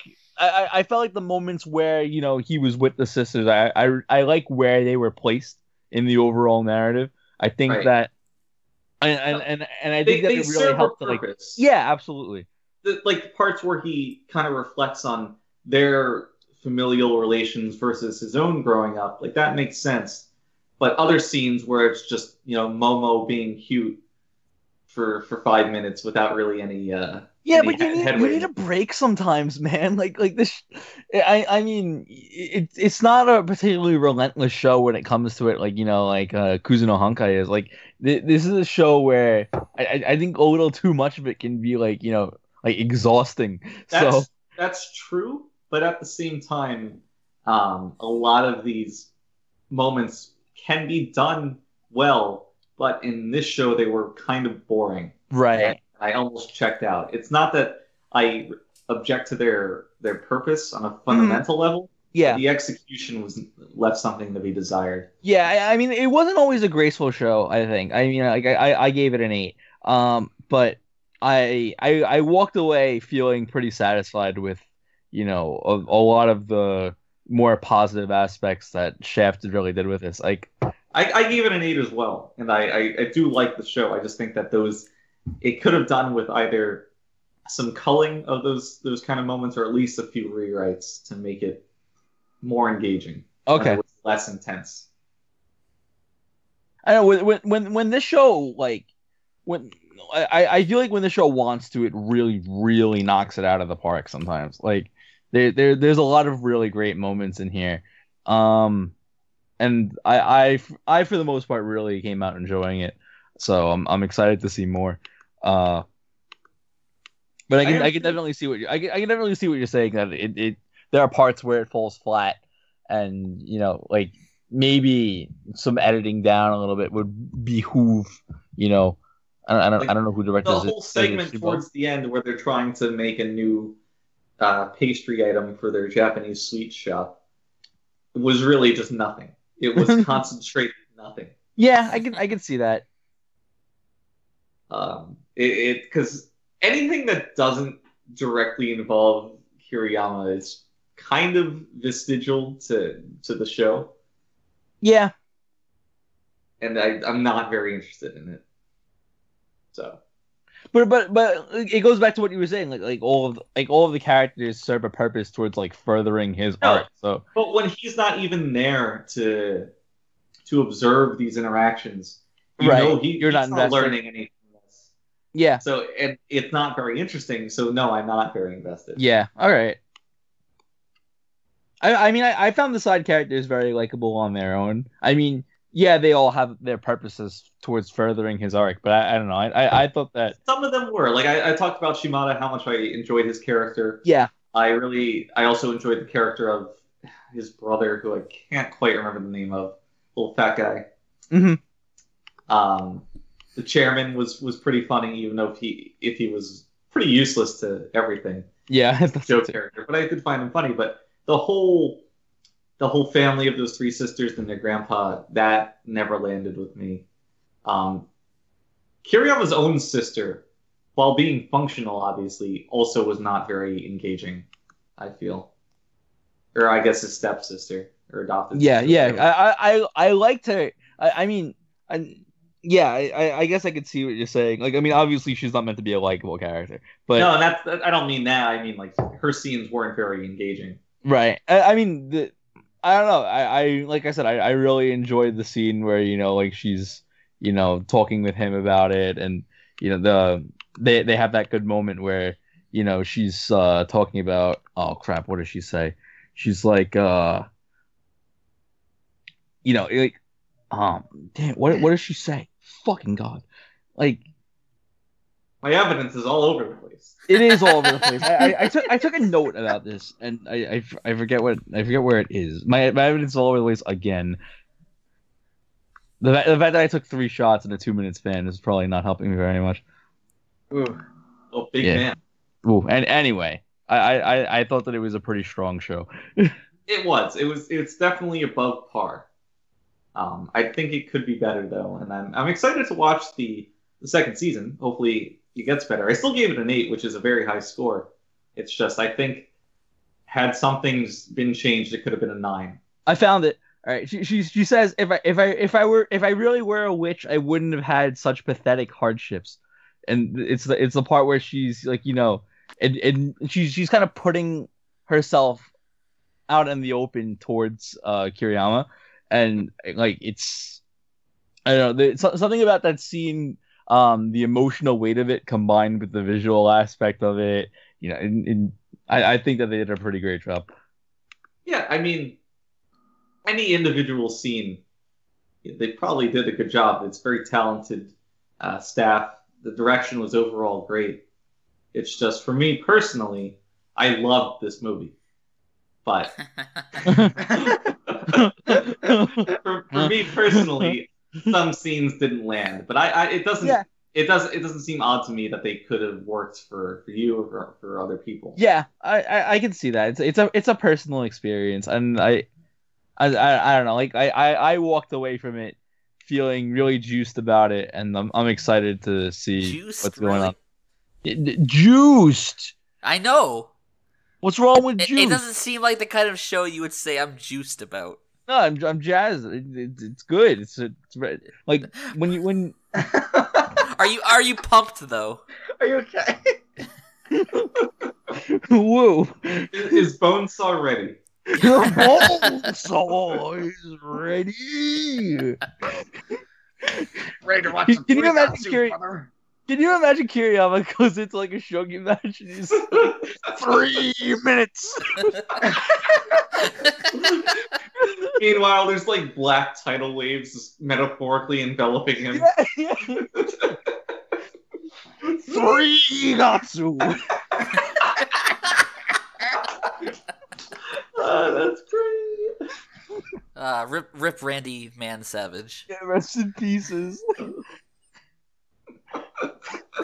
All right, are you guys done with Sangatsu? I think we're good. I think we said pretty much everything. Watch Sangatsu if you haven't seen it. It's definitely an emotional thrill ride.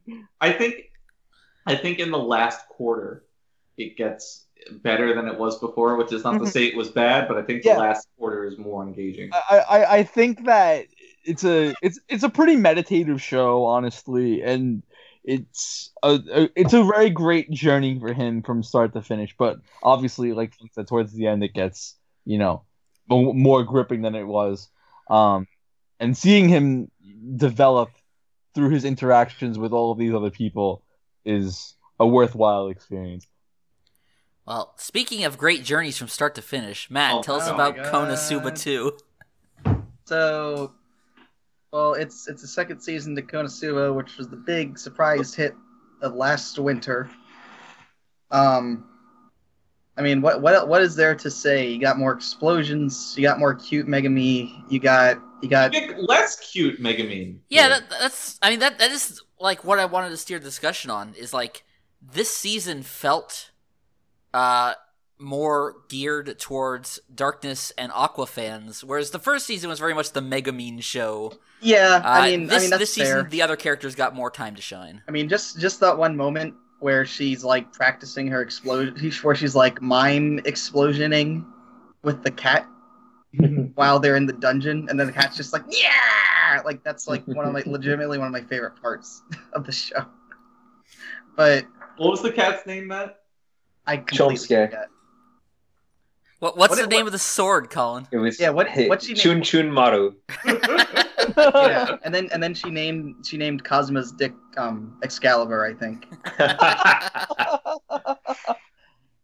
But it's just more of exactly what you want out of Konosuba.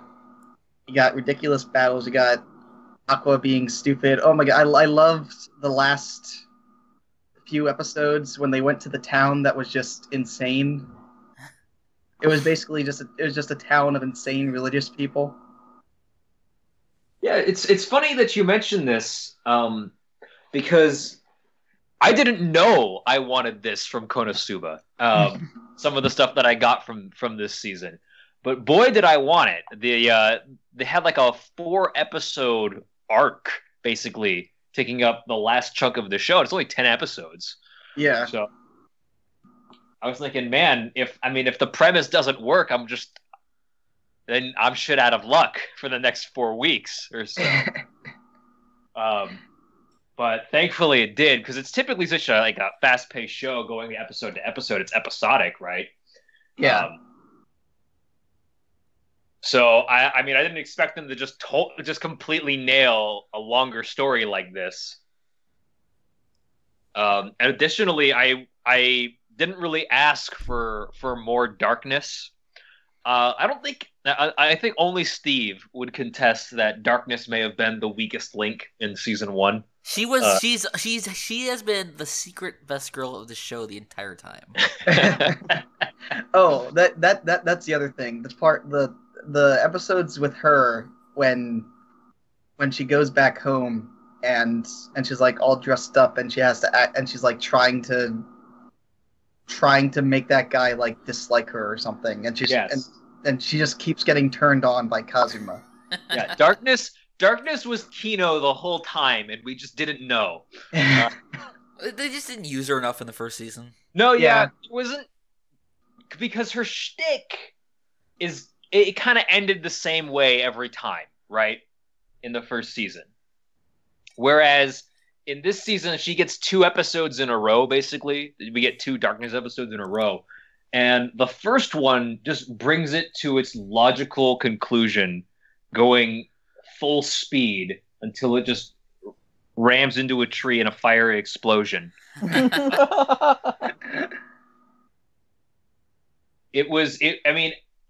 I did not expect. I was almost crying from laughter in the first Darkness episode, because it was just it was just so intense. They just kept escalating it, and every time I thought, like, okay, maybe this is the peak, they took it even further. And then you have the following episode, which actually makes Darkness a very likable character in her own right. When she gets possessed by Veneer. Oh yeah.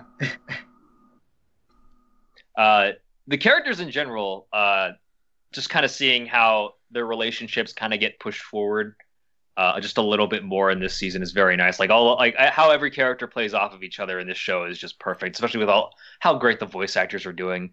The opening scene of that one episode where Darkness and Kazuma, Aqua and Kazuma realize that they're rich and they're basically just shit posting in real time to each other. Oh my gosh. It's a true friendship harem. I also thought, like, outside of the very, very awful looking first episode, the season as a whole looked a bit better than the first season. Yeah. I still don't know what they were doing with that first episode. Like, it was so bad. It's like they probably rushed to get it out or something, but... Remember when we were positing that it looked intentionally bad? Because that's what people liked about the first season. I mean, that would not have surprised any of us. Yeah, that's just an excuse for even cheaper production values. But the last episode in particular was, I thought, really, really well done. Yeah, I mean, there were certain scenes in the last episode where it was such a visual upgrade from everything else around it. Because like they really wanted to nail whatever sequence it was.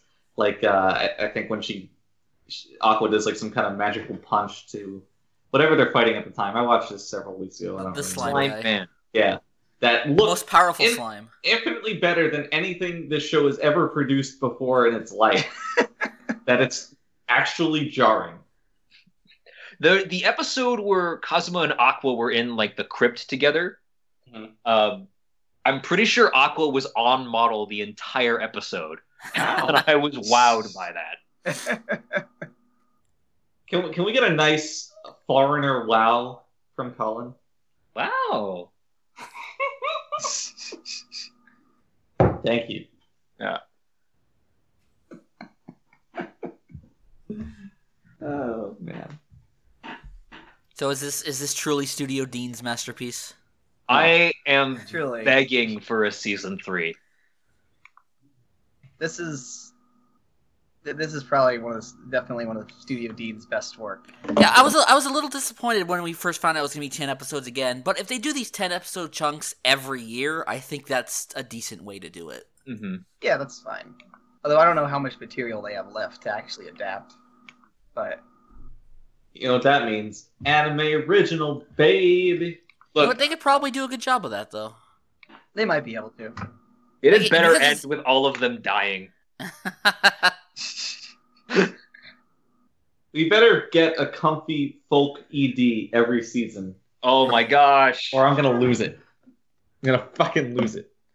These voice actresses are just such MVPs. They gotta be able to sing like birds and screech like harpies. Collin's really proud of that line. I am. It's too bad Kenny isn't here again, because he was the only one of us who didn't give it an 8, which is the obligatory Konosuba score. Oh, hey Steve. Hello. I'm sure you were very pleased to know that Wheeze was a part of the last 4 episodes of the show. Got to be just part of the main crew. I was actually surprised that they incorporated her that much and gave her something to do. Yeah, I feel especially after they fucked up in the first season and they didn't give her the proper introduction. Hey, think about this show. I mean, I like Wheeze, right? But think about this show if like the crew was Wheeze and Yun or like Eris. Think about how much worse it would be. The running gag of Union just showing up at their door when they're not there. Oh, no, yeah. Union. Don't get me wrong. Like the Union stuff was hilarious. But it's good in moderation. Yes, yeah. Is Union the mule of anime? Oh no. Listen, there was another show this season that we didn't talk about because Kenny's not here, Gabriel Dropout, that proves that if you just take one of your characters and just mark them for bullying the entire time, it fucking works. It's hilarious. Is Steve the biggest bully of them all? I'm not an anti-bully ranger. I'm a pro-bully ranger. Oh my god. Prepare to be bullied, nerds. Hey, it works. It's funny. It's all fun and games until you're getting bullied. Oh no. And anime would never bully me. That's when you do when what's her face from Gotchaman. You get her advice and just turn off the screen.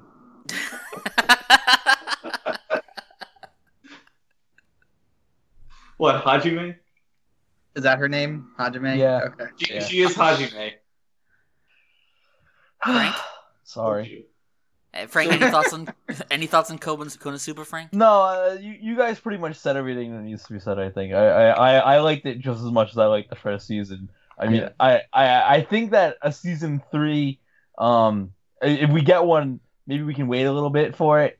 But anime people they seem allergic to the number 3, so sometimes we're probably gonna be waiting a little bit anyway. So we'll see. Does anime It's not like at the end of the first season where they immediately announced the second season. Yeah, right. We haven't got a confirmation yet. But I would like to see more of this. Yeah, I think the main reason why they did that was because they just were completely surprised by how popular it ended up being. Yeah. And so they're just like, yeah, fuck it, let's make a second season.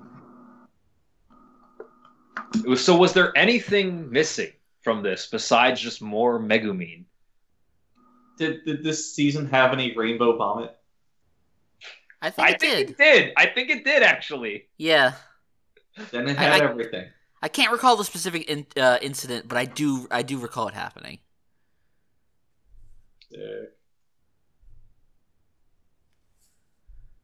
I 8 guess. Squad represent. 8 Squad. A show that was not an 8 is Masamune-kun no Revenge. That was a shit transition. That was a terrible. So I like, you know what? You gotta play with the cards you're dealt.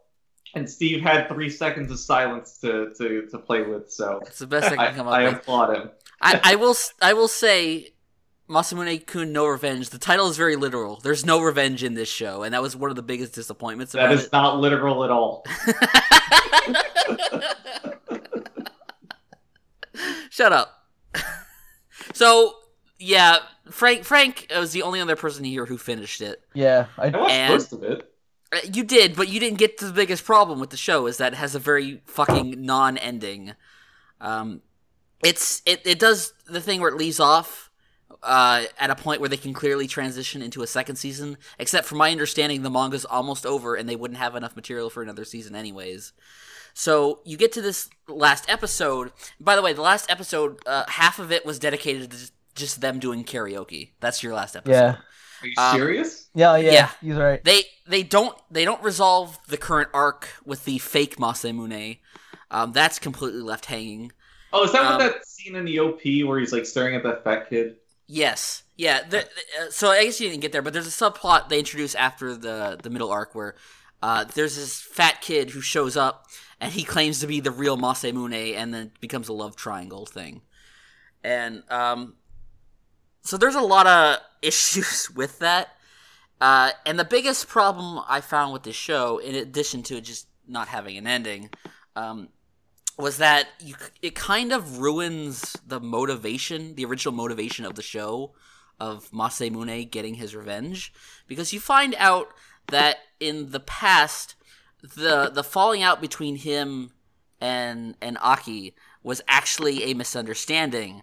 And she actually liked him as a fat kid because she's a chubby chaser, apparently. That's so his whole reasoning for his revenge is completely unfounded. And not only that, the show only kind of vaguely hints at this, but from what I understand of reading some spoilers of where the manga goes, and if you don't want to hear this, please cover your ears, but the true villain of the show is actually Yoshino, Aki's assistant, who completely orchestrated the falling out between them as kids, and she was the one who actually gave him the nickname of Pig's Foot. So, the whole motive... Yeah, that's what actually happens in the manga. So, there's the whole motivation of this revenge plot, which you're supposed to be... I feel like you're supposed to be on board with. Yeah. I certainly was. Yeah, I think it was the whole hook. Yeah, it completely falls apart. Yeah, I mean, if okay, if obviously the intention is that he's not going to get revenge, like he's gonna like fall for the girl and everything, but like when there's no foundation for it, and there's no need for any reconciliation between the two, kind of kills a lot of like what you're interested in the show. Yeah, because I was thinking about this, and like if they had done it like, okay, so they actually did have the falling out as kids, and he plans this whole revenge thing, but then he comes to find out that after she's grown up into a near adult, that she's actually grown a bit as a person, and she's not as shitty as she used to be, and then he has a legitimate moral quandary as to whether to pursue this revenge. I think that works, but what they went with does not work. So that's just weird. What is her assistant's motivation for calling him pig's foot and shit now? I don't know, because I just read some small spoilers about that. So I don't know any. Wait, did you not finish the show? No, that wasn't addressed in the show at all. Yeah, because it just ends in like the middle of this arc. Hey yo, I got me a beef. Give us your beef. All right, and I'm sure this is pretty common with harem shit. But look here, you got a romance premise, right? Right. But you threw in harem shit. Like, I don't need this. That's the Nisekoi problem. Yeah. What is having? See, that's the thing we've had before. I don't think a love triangle is equivalent to a harem. I think you can have competing love interests without it being a harem. Yeah, absolutely. Are you referring to Nisekoi or? I've never seen Nisekoi. Okay, but Would the you thing consider is, like, Masamune-kun a love triangle? Yes, it's. I don't think it's a harem at all, because at no point, like, he has other girls throwing themselves at him, and he always turns them down. It's and the thing with the one character, the Neko girl. So her whole thing, and I was talking to Frank about this, of how she's basically a Bond villain. Yeah, she comes up with this. Talk about when I'm not here. Yeah. Yes, she comes up. So her deal that you find out is that she's actually needs to get an operation to save her life, and before she gets the operation, because she's scared she could possibly die, she wants to experience love for the first time. So she concocts this entire thing where she selects Masamune to be a potential love interest, and then injects herself into his life, which causes the whole problem.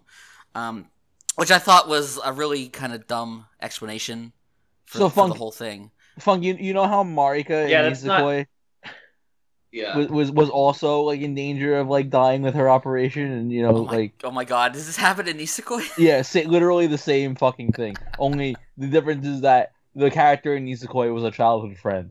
So they were all childhood friends. Yeah, but he didn't remember any of them. Right. I don't know where you're going with this. No, it's like it's the same. I feel like there was something thing. more to this. Okay. No, I guess. Well, going back to my larger point, I think it's only a harem if all the girls are treated as equal. Whereas clearly there is a defined path in Masamune towards one girl. No, I mean I get that. Like it's, but that's my beef was that like you have all the cute girl stuff running around.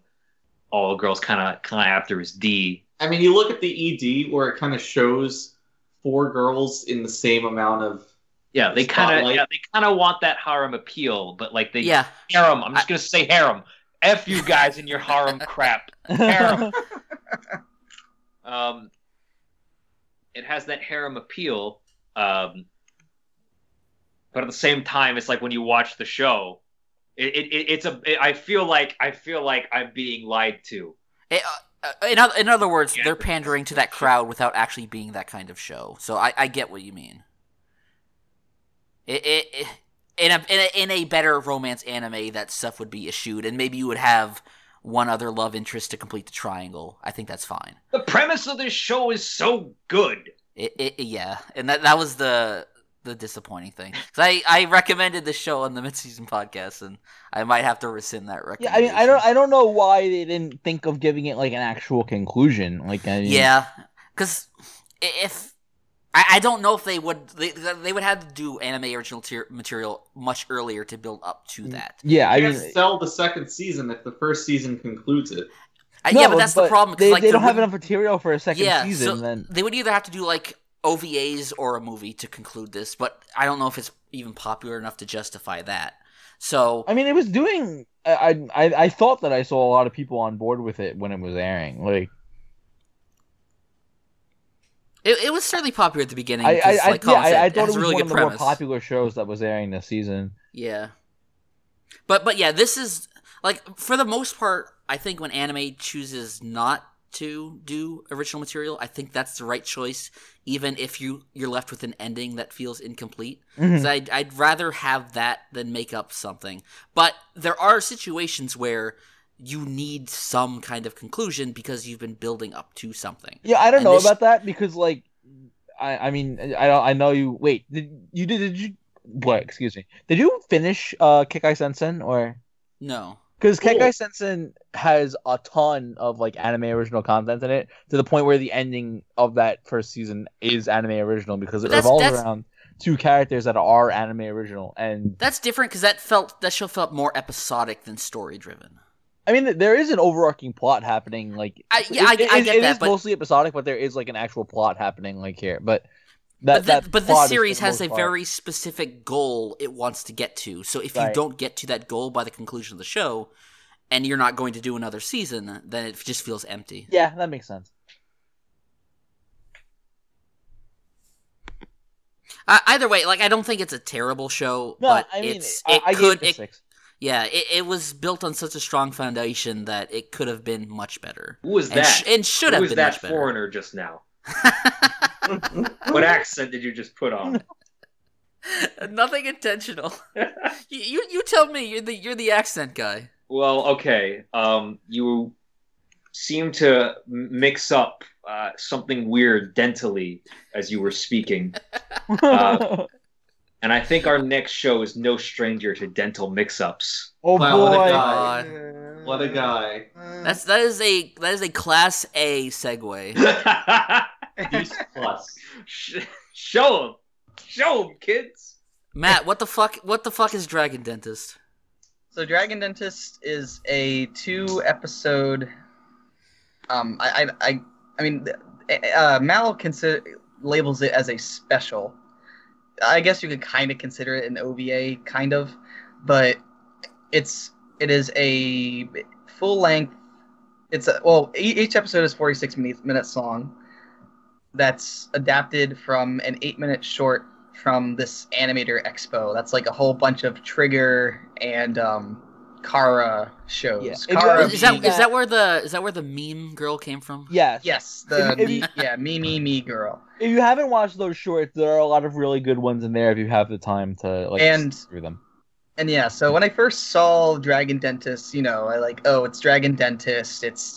It's directed by the Fooly Cooly guy, and it's like, oh, this is probably going to be something super wacky and over the top and everything. It's really not. No. It takes itself very seriously. It's very It's very it's focused not- on mortality. yeah, it's very serious and very fantastical, and it feels like it's based around some kind of Japanese like legend or something referring to some. It just feels like folklore. Yeah, it's folklore essentially, and the whole idea of the show is that there are these people called dentists who are like people who have died and are reborn to take care of this dragon's teeth, because this dragon's teeth are essentially like a crossway from living to the afterlife. So anything that dies goes through the dragon's teeth.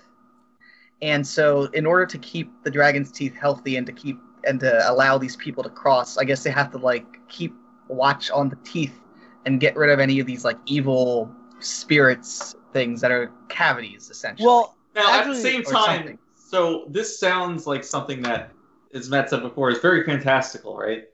But this dragon that's just flying around and is fucking huge exists in a world that has all the technology that we've come to expect. Right. There's airplanes flying around. People are waging wars. People have laptops.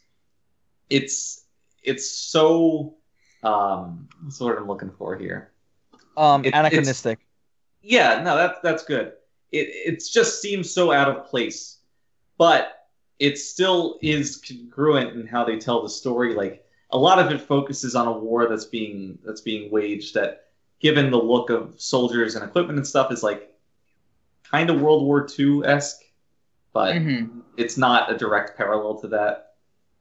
And it's just a extremely unique setting in how it incorporates just this fucking huge dragon as both a weapon of war and a force of nature. And not only that, like, the dragon itself is also like a place too. Like they have like there's a shrine on top of it, and there's like it's outfitted with like all these like defense like it's got like guns on it and stuff like that. Like there's a military base on top of it. Yeah. I mean, it's essentially just the dragon itself is essentially like a kind of small nation on its own. Right. And really what the show is mainly about is about these two characters, Nonoko, who is a recently appointed dentist, and what's his name? I guess Bell, who is essentially a younger. I forget if they ever mentioned his age, but I know he's like really young. They do.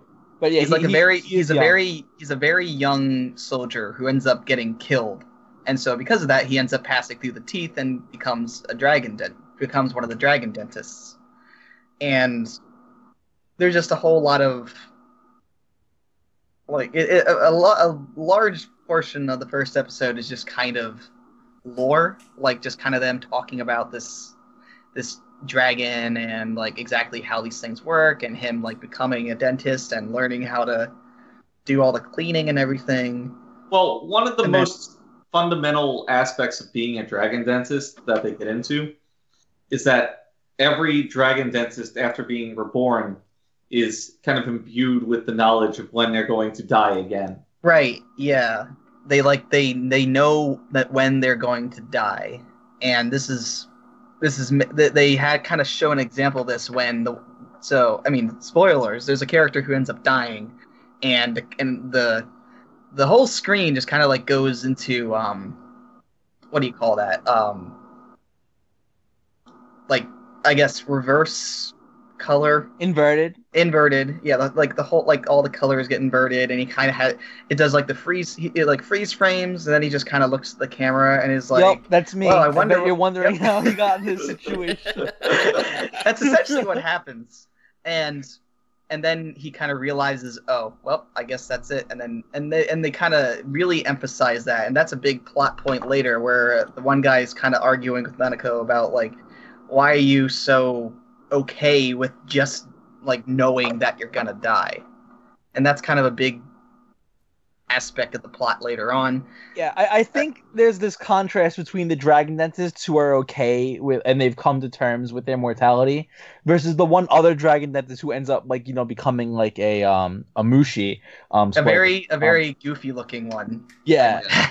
but she's the only, I mean, she's okay with her own mortality, but like when it comes to the mortality of her lover, she's very willing to like fight against it, and she's been plotting this whole like, you know, scheme to, you know, nurse a mushi on her own and like, you know, imbue herself with it and then go and bring him back to life by force before realizing that, you know, that's impossible. And yeah, I think the scene where they reveal that, you know, they don't get into it very much. It's just all you need is like, I know DL like really hates fucking flashbacks and shit, but this is a flashback that took up not even like 15 seconds, and all you see is like, you know, her crying over like, you know, his corpse as he gets like assimilated into the dragon and whatnot, as like, you know, the war is raging in the background, and that's all the motivation that you need for that character. That 15-second scene was perfect for laying that foundation. He really laid that foundation down pretty perfectly. And I like the idea that, you know, you have Bell now, who is, you know, he wasn't, a lot of these dragon dentists, they're like that by choice. They volunteer to pass through the dragon's teeth, and they go through this test, like Nonoko did it. The short mostly revolves around that. It's like a 7-minute short, and it mostly focuses on Nonoko going through the tooth, coming out on the other side, and then being appointed a dragon dentist. Bell doesn't have that luxury. Bell wakes up in the tooth, he's considered a bad omen because people that like just find themselves here, like they're considered bad luck. So, but Nonoko takes him on, and he she trains him and whatnot. So he didn't choose this life, and him becoming aware of the fact that the dragon dentists know exactly when they're going to die, and not only that, they're complacent with it.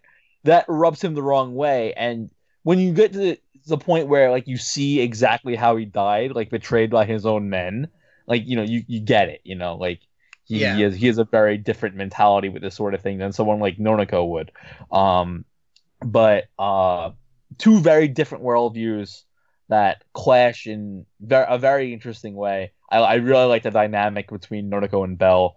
I had thought that Belle would be the one that killed her, judging from the whole scene in the tooth where she's being held at gunpoint by this guy that looks kind of like Belle.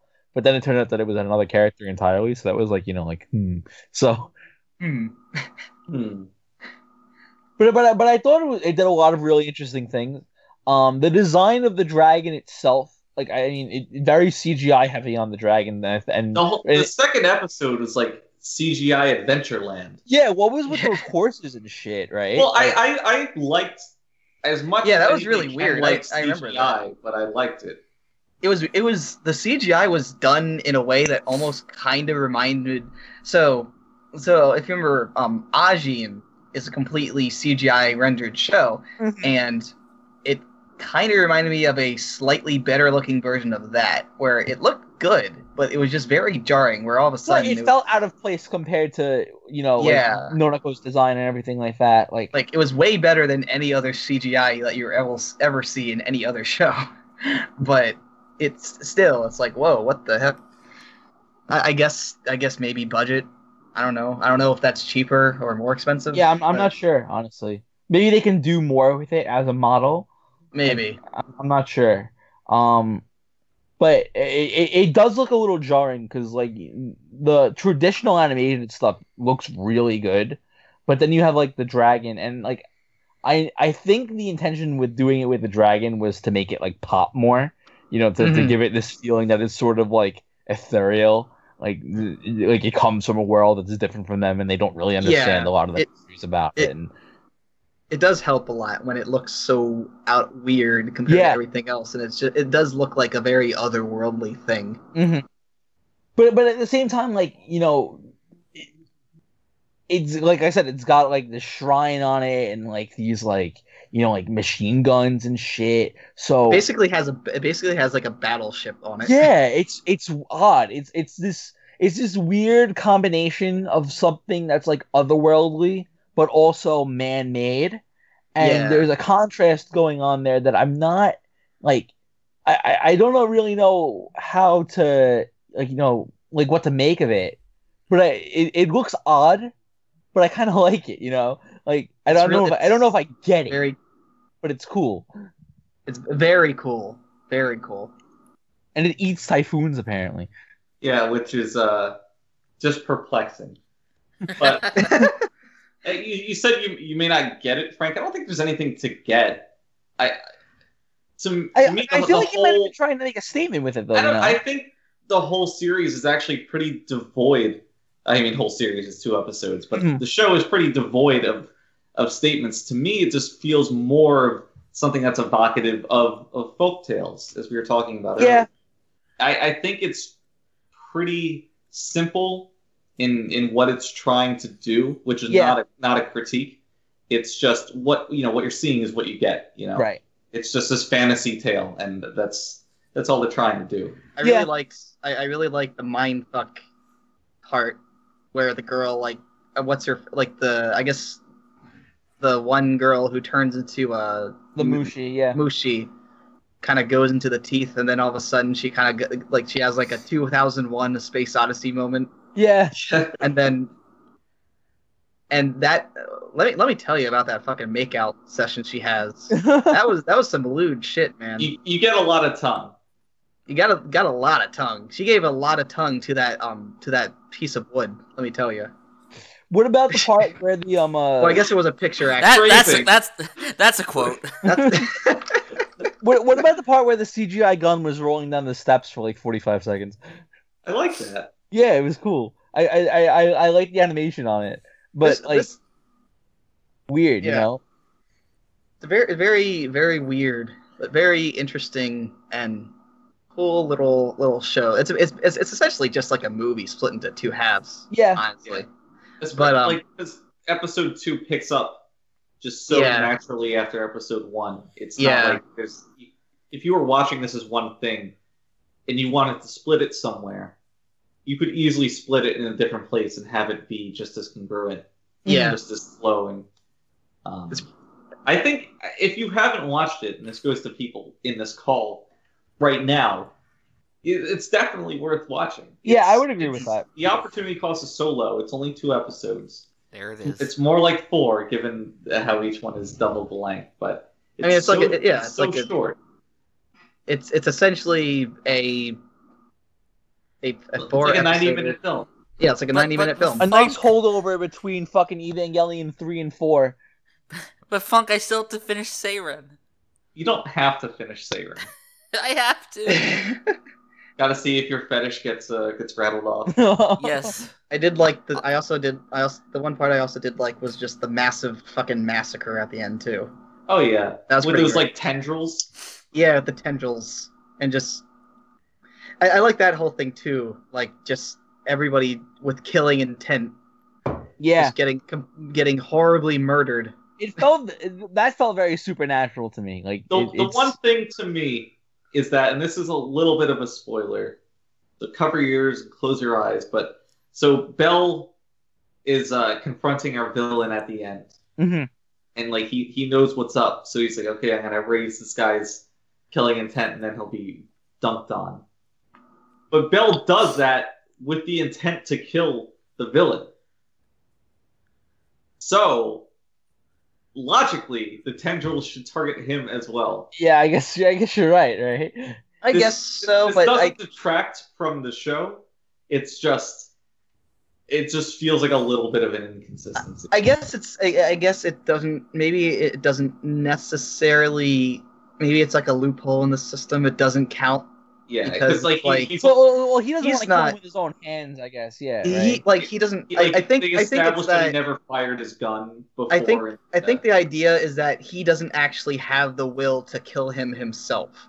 So he uses something. He uses like an outside source to do it for him. So by getting him to want to kill him, it's like it doesn't count because he's not the one who's doing the killing. He's not the one with the killing intent because he doesn't actually.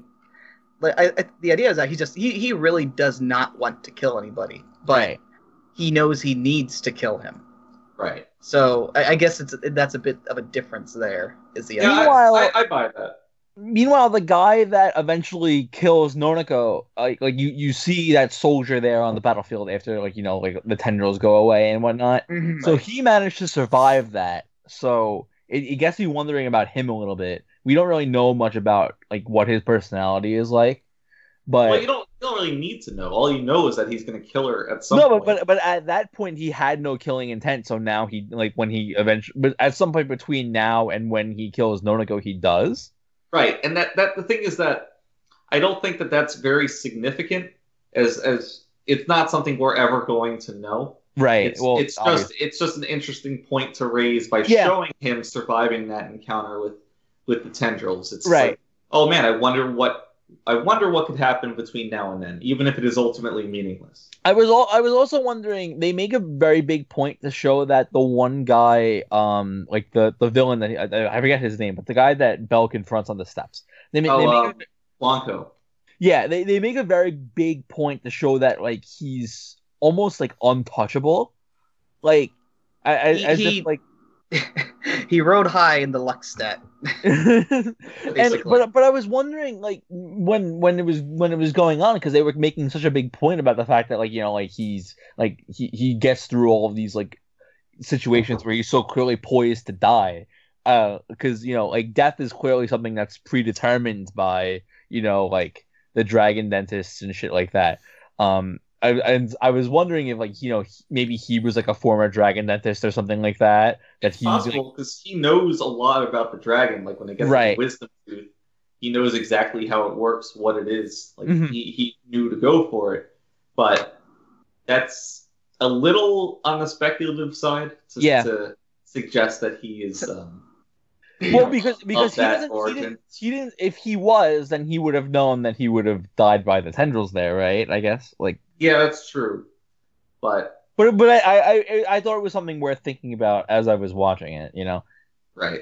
It's a question that's raised, but is of little consequence. Right. Exactly. I just thought it was a little tidbit that I thought was really cool, and the show has a lot of those. I think it's pretty interesting. Yeah. I really like how this director has a very notable style in which he makes shows that aren't necessarily very complicated, but are told in a way that kind of forces you to really pay. Not really pay. I don't even know if it's like really pay attention, but kind of it leads you to think. I guess it really makes the noggin jogging. Really gets the noggin jogging in that, like, it doesn't explicitly. The way he makes his shows is that it doesn't explicitly explain anything very clearly to you. You kind of just watch it, you see what happens, and you're supposed to kind of make the connections yourself. Right. It leaves it open to interpretation. Yeah, exactly. Like Fully Cooley was very much like that. Even Die Buster is similar, where there's a lot of things that just kind of happen, and it's just like, well, I guess this is happening now, and like fucking drop kicking a black hole, but and then in this you just kind of have, oh, I guess this giant tendril is just blowing up people's heads now, and I mean not even that. There's a lot of stuff that happens in the show like that, but.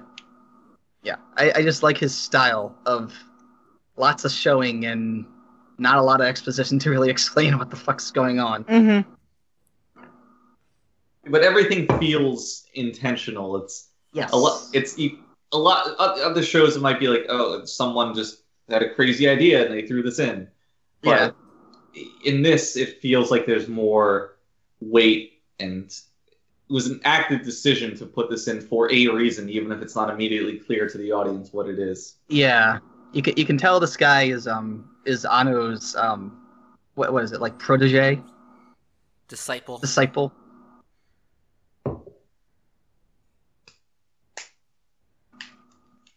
right, so is that it for Dragon Dentist? I think so. Yeah, we got our lollipop and we're on our way out of the office. Yeah, we did good. Good job. All right, well, we're going to take a break here, and we'll be right back with more anime.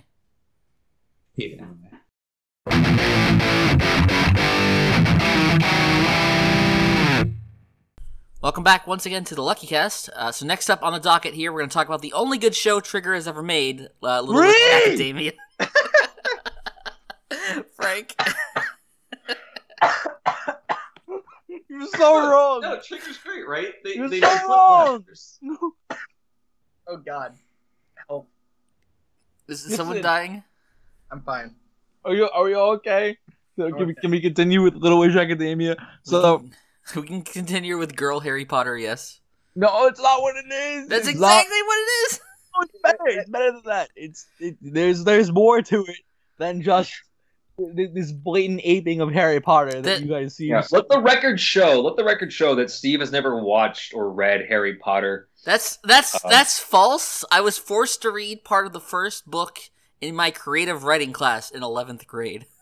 Oh my gosh. Anything that has a magical school is Harry Potter. Well, I mean, Steve doesn't spend his time reading shitty young adult novels. Harry Potter is shit. Watching shitty anime.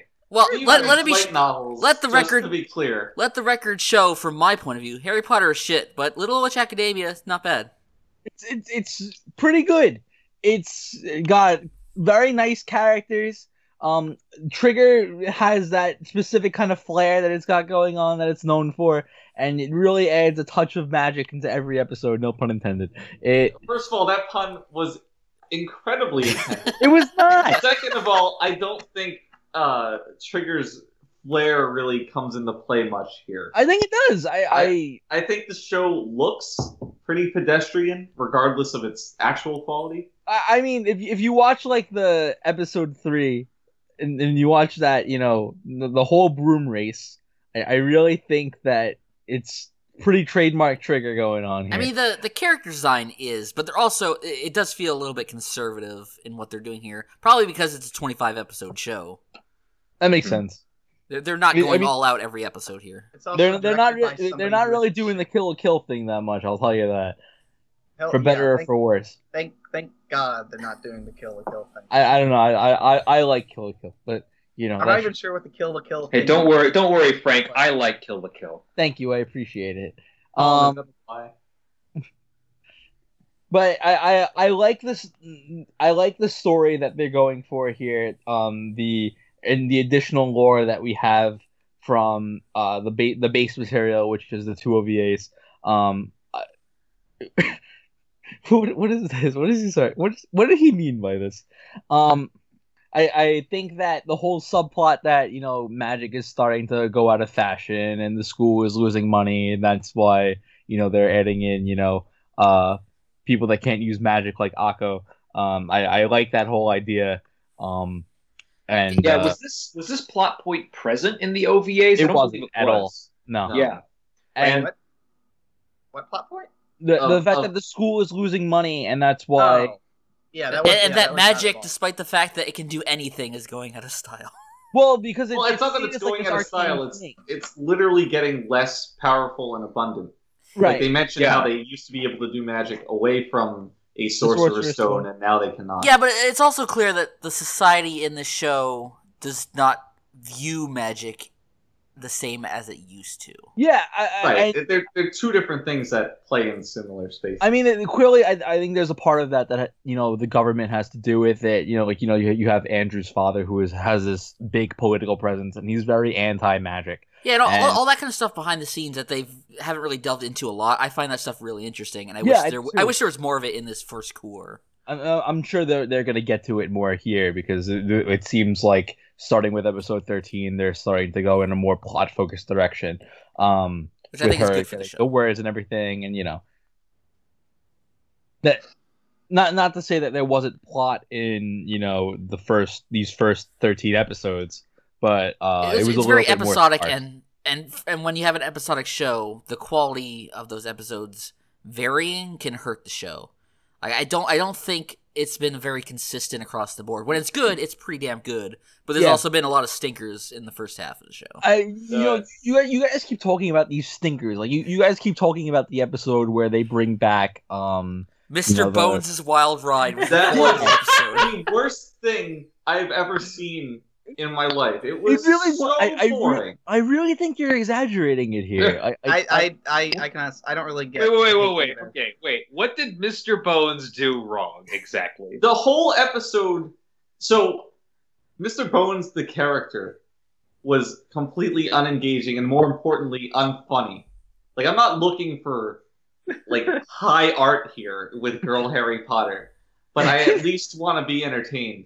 And Mr. Bones left me so bored, and it culminated in just, oh my god, his daughter was the headmistress of the school. That was pretty stupid. It was super cliche, and despite the fact that they committed the act of raising the dead, they got a slap on the wrist for it. It's at least it showed a character digging around in the garbage, which was the best visual metaphor for me watching this episode.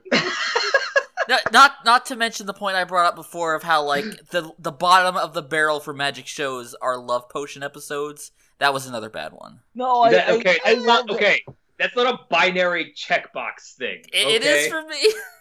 I thought the way that they did the whole love potion thing with the bee was actually just because they made a bee clever doesn't change and fun. what happened in the episode. I thought that was a really fun episode too. I thought that was a cute episode. And watch this. A Harry Potter knockoff woefully underpopulated by bees. I thought it was I am kind of afraid, though, that they're going to start to go into a more romantic direction with things, much like Harry Potter did, which really kind of shat all over itself with that. Yeah, I mean, I'm hoping that Akko and Andrew don't, I mean, I think that's where they're going. Don't do the dirty. No, they'll do the dirty, but like that, they'll become a romantic item. Can I pose a question to you all? Don't hope for that. Yes. Yes, Steve. Does Akko being a shit hurt the show at all? No. I think the fact that she can't into magic. Yes. I do like how she is finally actually starting to kind of learn how to do magic. Yeah, she's improving. She actually is improving. The It is a little annoying how like a lot of like the catalyst of the show is just her being a shit, but it does kind of make things. It's kind of fun having a main character who's just completely hateable. She's so that's typically a deal breaker for you, Matt. But that's she's not. Well, she's hateable, and the thing is, like she's a shit, but she's a fun shit. It's like. It's great to watch her learn from her failures and then, fail again. It takes her too long, though. She's still cute, and I like to see her actually kind of start getting somewhere with things. Mm-hmm. And even though she's kind of an annoying brat, she is actually she is growing. You can. I mean, have you seen 13 yet? And I do, huh? Have you seen episode 13 yet? No, I didn't. Yeah, watch 13. Yeah, I mean, see, at least these things are treated as flaws in her character. Yeah, yes. Absolutely. But like everybody, here's things that people accept about her, like that Akko. It's also it provides opportunities for her to have moments with like Ursula Mm-hmm. that if she was as competent wouldn't. Well, really I mean, don't get me wrong. I think this show would have been much worse if she had just started off as being who Diana is. Like that doesn't work. But right. Like her development has just been so slow that like we've gone through a full cour of what is often for most shows a full show for anime, and we're just now getting to the point where it feels like she is at an acceptable level for where I want her to be. I mean, this brings me to like Omega's main concern, which is the pacing. When did Omega voice this? He's voiced this in the CT. He's voiced this to me in Skype chats. Do you guys have secret girl Harry Potter chats that we're not? No, it's not a secret chat or anything. He's the like arbiter of anime. We have to he is. consort with him from time to time. No, but like I mean, like here's the dealio. Like I mean, when you only have like 30 minutes to get to the the meat and potatoes of what you want to say. No, that's not true, Frank. You have 23 minutes to get there. Was the first OVA only 23 minutes? Oh, I thought you were talking about the series. No. Well, no. I think the OVA. Hold on. I think it was like 35, I think, and then the second one was 40 something. Yeah. But first OVA is 26. Second one is like 40, 48. Well, when you only have such a short amount of time to like strut yourself and like tell like a complete story, like the pacing is like so high octane and so blatantly trigger that you get to not only show off some really good visual stuff, but also like get to the crux of the matter in a much quicker fashion. Whereas now, when you have 25 episodes to do it, you can take your time a little more easily. But Omega's argument here is that, the fact that you're hampered by 25 episodes means that you get a lot of padding. And that's what this whole episodic thing is. I would not be surprised if we get to the end of the show and I feel like they could have done it in much fewer episodes. Right. I think about it. I've been thinking about this the whole time we've been discussing this. I've been thinking about Tiger and Bunny, which is predominantly an episodic show that inches the main plot forward. Right. But every single episodic episode, it stands on its own just fine, and I enjoy those episodes for what they are. Mm-hmm. So I don't think that's necessarily something that can kill the pacing of a show. Right. I guess some of these other episodes are lacking in much needed world building. That is true. The world building of this show is pretty garbage. Obviously, because see, it's fine to do the episodic thing, but it's clear that there is something grander they want to play with, and I guess there are some missed opportunities in these episodes to kind of inch that forward. A lot of these episodes feel like episodes of a show that has like 5 seasons to play with. Yeah, I mean, like I've said to you guys before this, but like it feels to me a lot like a Saturday morning cartoon. Right, and I can see that. So little to, like, every Saturday morning cartoon ostensibly has some overarching plot that they just never bothered to deal with because that's just not their objective. And episodes like Mr. Bones' Wild Ride, that's what that feels like. Like, it's so inconsequential to anything else that I struggle to remain interested. Yeah, I mean, look, what was it meandering? Yeah, absolutely. But did I enjoy it? Yeah, I thought it was pretty fun. Like, I mean, yeah, it didn't contribute anything in the long run. Boy, that was I really didn't funny. particularly mind Mr. Bones' Wild Ride. Fuck you, Collin. I was talking. Yeah, but I was louder, so I matter more. Correct.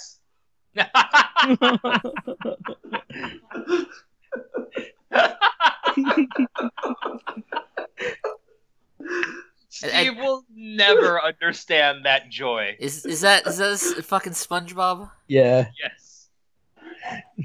I don't want to understand. But when this show is good, it's really good. Like this recent episode 13, it was. Every time Professor Ursula is not on screen, everyone should be asking, "Where's Professor Ursula?" What about when Chariot's on screen? Nah, she's a shit. Whoa, no, Chariot's great. Nah. Chariot? I have to. She has shorter hair and she has red hair, which is clearly inferior to long blue hair. Well, look, glasses and glasses. When Ursula goes Shadio mode in the second cour, she'll have long hair. So yeah, I like the effect that they do for that, like in the OVAs and stuff like that. Like they have like her red hair and they have it like slowly like ripple out back to blue. Like I think it's neat. Like visually, it's pretty. Can I talk about like a major change that it feels like from the OVAs? Yeah, sure. What? Diana feels very different. In the OVAs, she's quite a bit more openly hottie, you know? Yeah. I know. She's quite the hottie. Yeah, Collin. One thing I really love about Diana is that she is cute. Let the record show that Collin will not shut the fuck up about Diana. Even though she is kind of played up to be this kind of like Mary Sue antagonist kind of thing, like kind of rival kind of thing, she is actually like a very good, decent person. She's not like a Draco Malfoy here. We're not quite girl Harry Potter here, if you will. Yeah, she when Akko in the one episode, like when she actually stops Diana from killing those tree things and uses her wand to, like, I guess make them bloom, and I forget exactly what happened there. No, yeah, there were creatures living at the roots of the tree, and Diana thought they were parasites and was trying to kill them. When that happens, and then the teachers come in and are like, "Oh, Diana, you did this wonderful thing, great job," and she's just like, "No, it wasn't me, it was her." But like, she's not like that. Just shows that she's not just like this kind of shitty asshole holiday like cunt. Yeah, not like her friends. Like her friends would make you believe. Hannah she's actually Barbara? Named after the famous Hannah Barbara. Like, she's just a legitimately good person who's just really smart and talented and knows what she's doing. That's why I kind of like Amanda though, because Amanda's great too. Yeah, she doesn't like Diana either though, because like but it's based on this like sort of like misconception of like how Diana actually is, and you know, not for nothing, like I think Diana, you know, not that she necessarily views Akko as incompetent, but like she thinks that she's not living up to the potential that she has, and she doesn't think she's serious. You know, I like Diana's character in the show. I was just noting that she's not as outwardly bitchy as she was in the OVAs. But she feels like a pretty complete character here. Yeah. Right. Also, I have no problem with the romance aspects in this show. I feel like Trigger in the past has been pretty open about their like for just normal romance, inserting normal romance in shows. Yeah. I mean, look at Keys Niver. Yeah. Yeah, look at He's Keys not really Niver so about that shit. and how horrible it was. There was nothing wrong. There was some things wrong with Keys Niver, but it wasn't. There were a lot of things wrong with Keys Niver, especially There the was scene where everything they're all wrong just with kind of Keys screaming at each other like fucking Yo, wait a autists. minute. That episode where they were Look, screaming at each other in the rain was legitimately great. I agree horrible. with you 100%. That was horrible. but there's such a mixed reaction to that episode. I've noticed this. But where does Let's- Eggman get the money for the egg fleet? Let's not fight old wars here. You don't want to talk about Gate. Kenny is not here. Kenny's We not can't here, talk so about it. you can shit on it all you want. not that it stopped you when he was here.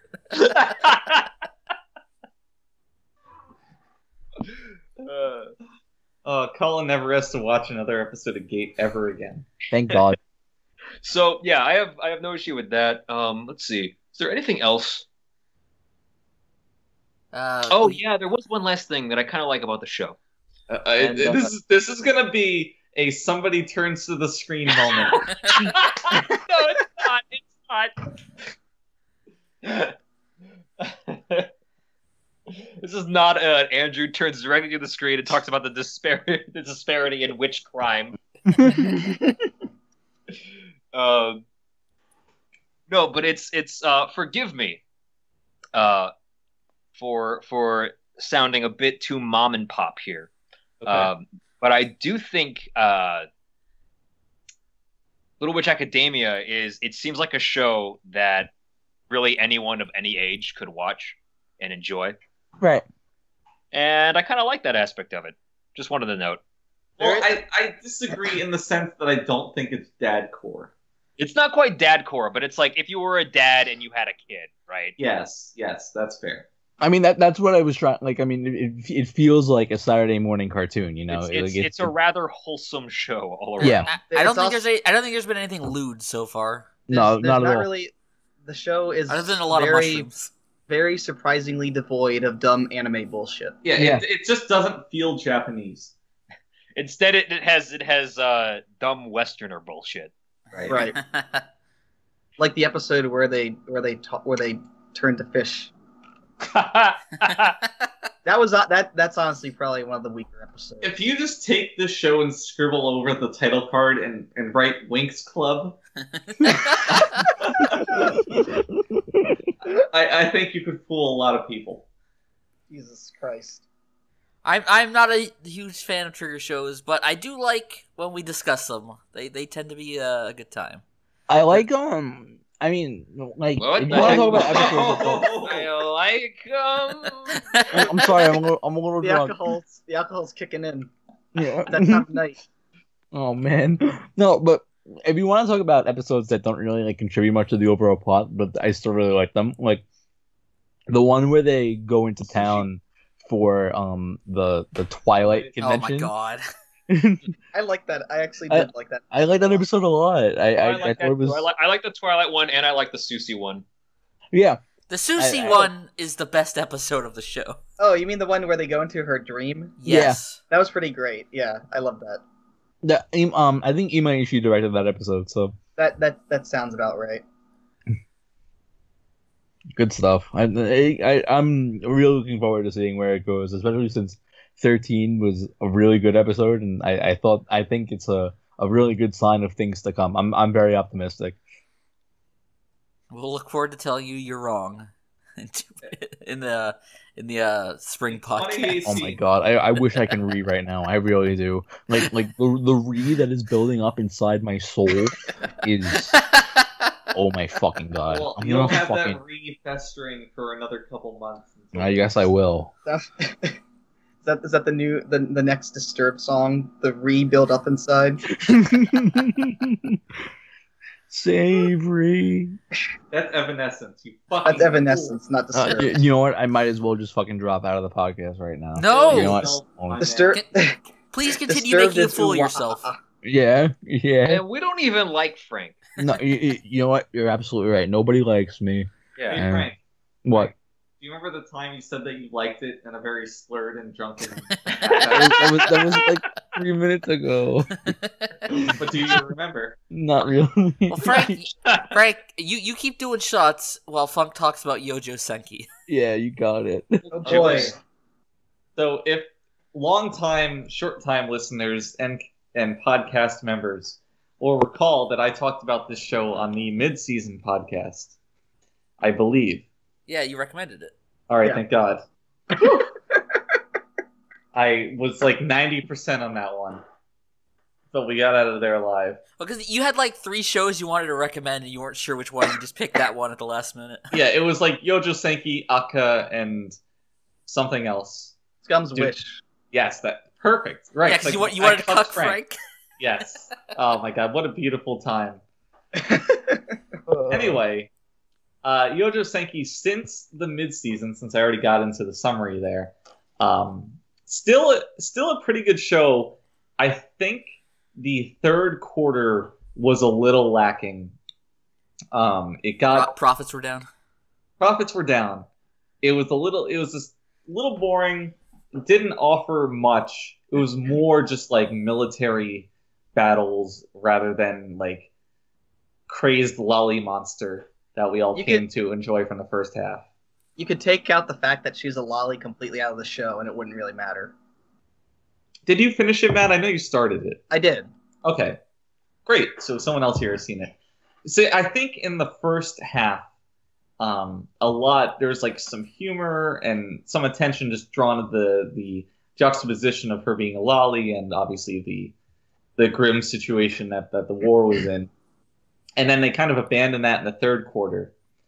And then in the last quarter, it doesn't quite go back to that, but it just becomes a little more engaging. Yeah. But I think if I had seen the entire show at the mid-season, I would not have recommended it. Like, I like the show. I think it's fine. But I'm not as high on it as I was prior. Like, when we were doing anime club and stuff, I'd be like, oh man, I want to pick the show, watch it with you guys. Now I don't think I would do that. I'm much cooler on it. Well, yeah, because you're not in the fucking anime club anymore. Well, I needed a week off, Frank. Yeah, a week. That's what, well, I gave you a week off, and then you were all like, "Oh, I don't want to watch Monogatari." Words I never said. Like, I haven't even spoken to you in like 17 days. Well, you know what? You're speaking to me now, you fucking fuck. Anyway, so Youjo Senki was just, yeah, I think they kind of fumbled it a little bit. There's room to continue on with the show from where it ended, and I would watch further seasons of it. But where initially I thought it was like a solid 8, the show I'd really enjoy, now it's just a suitable 7. I thought it was pretty solid all the way through. Although I do feel like I do know apparently a decent chunk of the show is actually completely anime original, Really? which might be why it kind of forgets the whole aspect of the main character being a little girl. But it is kind of funny how they do put a lot of focus on that, and then later on it's just kind of thing. It's just a thing that this person's just a little girl, and they're just kind of like okay with this. And yeah.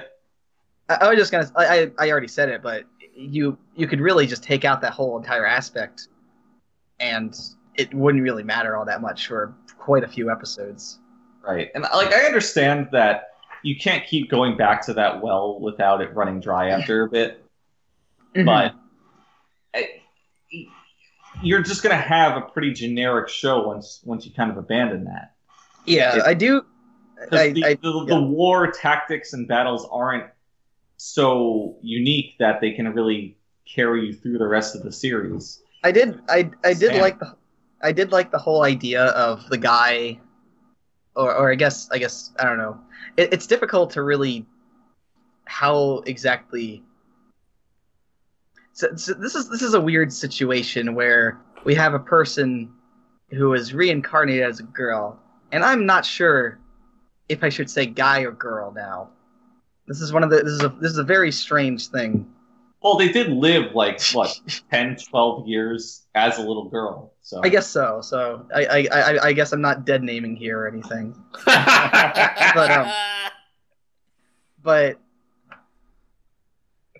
But yeah. So Tanya, she like because of her former knowledge as a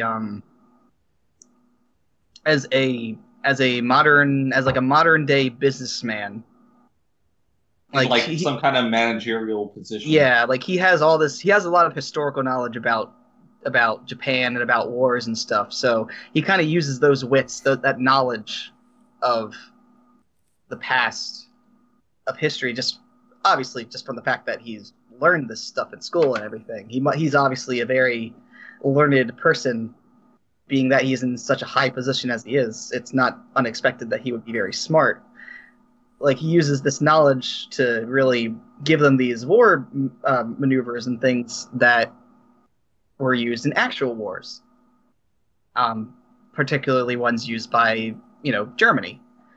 And, like, I really did like that aspect of the show a lot. I also did like the last few episodes where he really does just kind of at the fact that nobody's listening to him. And the edginess of that whole aspect of the show was really, I do like how edgy the show is without being stupid edgy.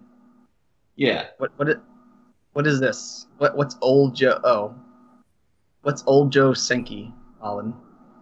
What do you mean? Youjo Senki? What are you talking about? What do you mean by this? Why are you stopping the podcast right now? Just to talk about some guy talking about old Joe Senki. Oh, Jojo Senki? No, Jojo. Did someone talk about Jojo in here? No. Anyways. Oh, okay. Can we talk about Jojo now? I like this show.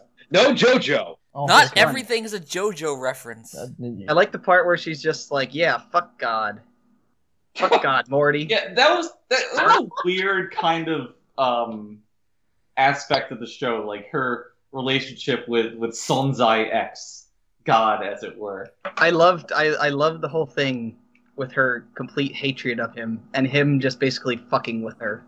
Right, and I did like how in the last episode they leave the door open for this other person to have that relationship with God. I really hope.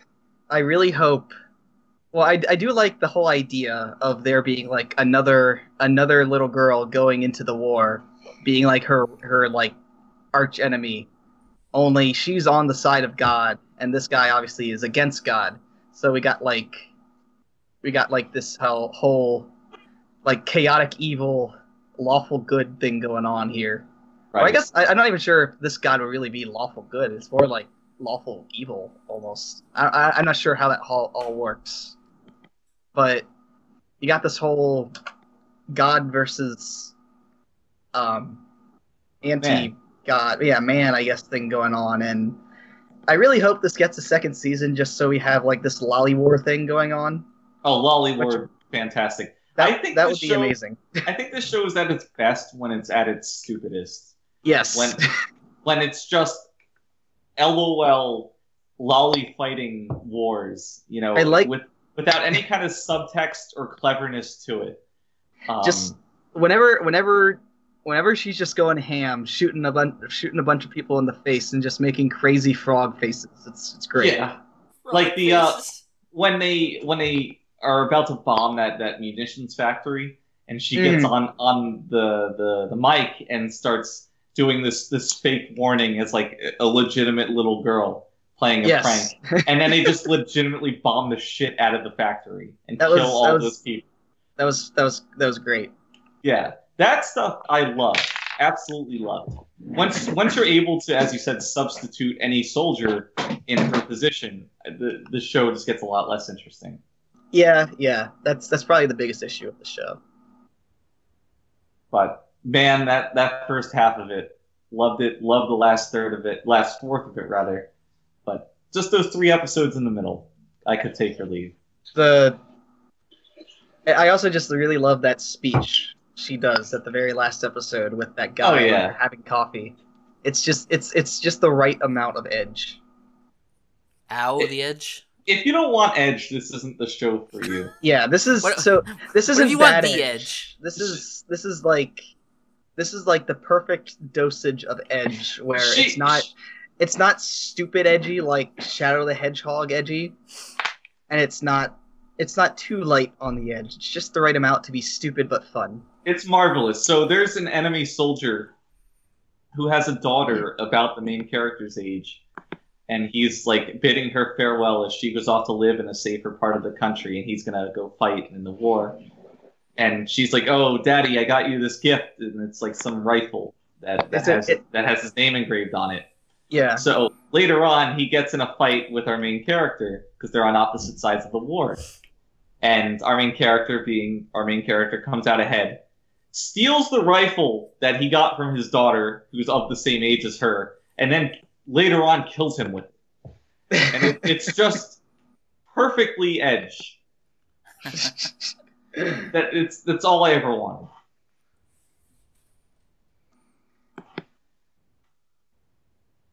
Yes. Steve, give me a segue. When Matt's got something to say. I just also one of the best things that the show produced was the image of the guy like very swiftly hitting that button with the word saying with like the caption, "When you're naming your anime studio," and it says "nut." Yeah, Studio Nut is just a treasure. That's a great name. We'll see what nutty adventures they get into in the future. Was this studio just secretly created by Funk so that they would be the perfectly named studio to create Issue Na? Oh my god. Coming summer 2018. I pledge to you, it's gonna happen. They didn't make it first, so it wouldn't be too suspicious. It's kind of like how Go Hands made Handshakers. Remember Handshakers? No, we're not talking about that show. Did anybody here finish Handshakers? Was that this season? I don't know anyone here. Oh my gosh! Watched past the first episode. Inexplicably, yes, it was this season. Did Kenny finish Handshakers? I don't know if Kenny even started Handshakers. I feel like Kenny would be the one to finish Handshakers. If anyone, it's either Kenny or like Ironic Omega. I know ANN was forced to finish Handshakers because their audience demanded they review it. Oh my god. Is that actually true? Yeah, they reviewed all the way up to the last episode. They have an audience?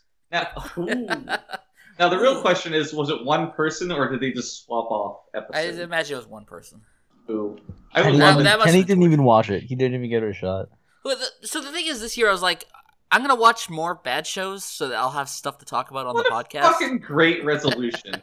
I'm going to just waste more of my time doing shit I hate. Here's the thing, cause there's plenty of shows every season that we'll pick up and we'll just drop after 1 or 2 episodes because they're shit. But sometimes you wanna keep going forward because maybe even if it's still shit, there'll be something interesting at least or entertaining that can come out of it. Handshakers is not one of those shows. No. Fuuka was supposed to be one of those shows. It was the chosen one. God. All right, last show. There is a chosen one here for something positive. We already talked about it. It was Dragon Maid. Slay! There he is, everybody. Hey, did you guys know that Shouwa, Genroku, Rakugo, Shinjuu doesn't have any explosions in it? Yeah. I mean, it does have fire in it, though. Yeah, it has a couple of fires, yeah. It does have an old guy exploding into a younger girl. Good night, everybody. I'm glad I read those threads so I could understood that reference. But go ahead, Collin. I know you've been wanting all season to talk about this. I put it at the very end of the podcast so you can talk about it as long as you want, and I won't cut you off. So go ahead. Well, I mean, first off, Steve, you didn't cut me off last time, and no, I didn't. But of you. You only got to speak last time because you were somewhat reluctant to share your thoughts. Oh my god, Steve fucking sucks. He doesn't suck. All right, Okay, listen. That was the ultimate damned if I do, damned if I don't, because you guys bitched at me for not watching it, and if I hadn't finished it, you would have bitched at me for not finishing it, and then I finished it, and you bitched at me for not liking it. You were supposed to like it. Instead, you get on the podcast and you're like, nothing went boom. Again, Lucky Star. Why are they just talking all the time? Lucky No Star, one even threw a fucking pie. To be fair, Lucky Star. Lucky Star has an 8-minute conversation about food, and I found that super entertaining. All right. But anyways, I'm not going to detract from I your swear I won't go 40 moments. minutes this time. Lucky That's Star. fine. I mean, Take as long as you want, Collin. Colin, you need to watch Lucky Star to understand what a 10 means to Steve. Maybe someday. Maybe someday. My power level is just not quite there yet. It's getting. Colin, you need to watch Rakugo to understand what a 10 means to me. Well, unfortunately, I gave season 2 a 9. So I'm sorry to break your heart, but it's still excellent. I mean, it's definitely teetering. There's some really just beautiful stuff in season 2, and I'm definitely gonna talk about it a little here. I have less. Don't worry. I kept that in mind this time. But this show has definitely been a lot of things, and it's been about a lot of stuff. It's been this ride of like change. It's been about control, letting go, and it's sort of about storytelling itself. And I think, and I may have noted this last year, that Rakugo is able to juggle all these different themes at once rather than tackling them individually. And I think that's one of the most impressive parts of the show. And to go into an example of how I think it juggles everything so well is that last year I noted that Bone Kiku Yakumo the Eighth, he's a man of many names. I said that he is a man without agency. At least I think I said that last year. I did not listen to the podcast in preparation of this. That's okay, Colin. Nobody did. Yeah, I totally should have, though, so that I made sure I wasn't retreading old ground. But whatever, we're already here. And I talked about how he's strung along by these events that felt out of his control, and yet he's weighed down by this guilt that he didn't do anything to remedy them. However, the second season kind of changed my perspective on that a little bit, because now I saw that Rakugo was more than just like a means of comfort for Kiku, who I'm going to be referring to as Kiku for this, by the way. It was also a means of control. So just more than stability. And I neglected how it was a means of control over others as well. Because from the second episode of season 1, Kiku is telling a story, and he changes the events of the ending to manipulate people close to him. Well, hold on. Well, no, because I know that sounds bad. That sounds bad. Yeah. To lie about the circumstances of Sukeroku's death. That's true. I think manipulate is not the operative verb manipulation. Here. It's a manipulation for the sake of protection.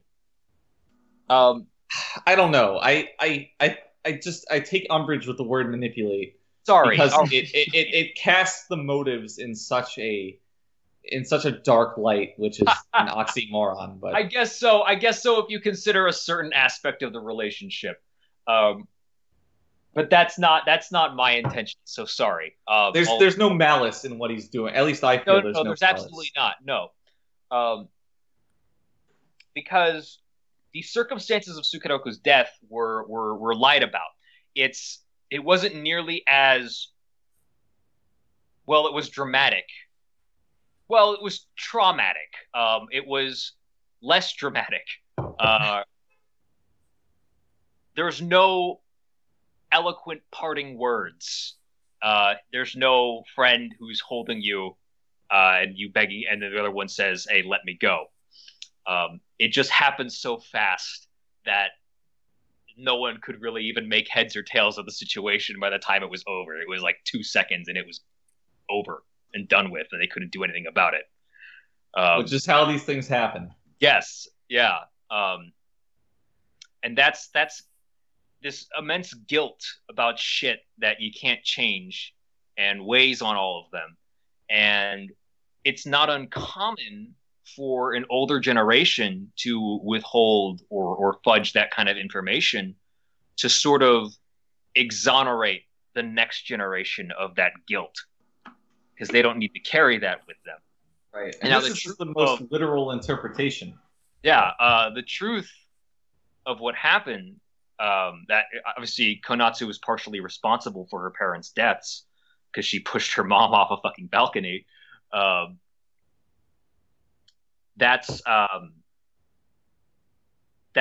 eventually passed on to Yota and to Higuchi, but never Konatsu. And they have to accept that that story will probably die with them. But while it's important information, they have to let it go. But there's a big fat double however here. And that's that Konatsu might be shielding everyone else from a pretty shocking truth. And a lot has been said of this. And if you don't like it, you're a plebe. Okay, sorry. Don't be sorry. That's completely fucking true. It's okay to dislike it, but if you think it ruins anything, like if you dislike this turn, right? I'm having difficulty articulating that, but just if you think the show is worse off for it, you're a plebe. Because shows can make you feel disgusted or hatred, but that doesn't take away from their quality. Yeah, and I was hard pressed. I found it interesting that they're both shielding each other from a shocking truth.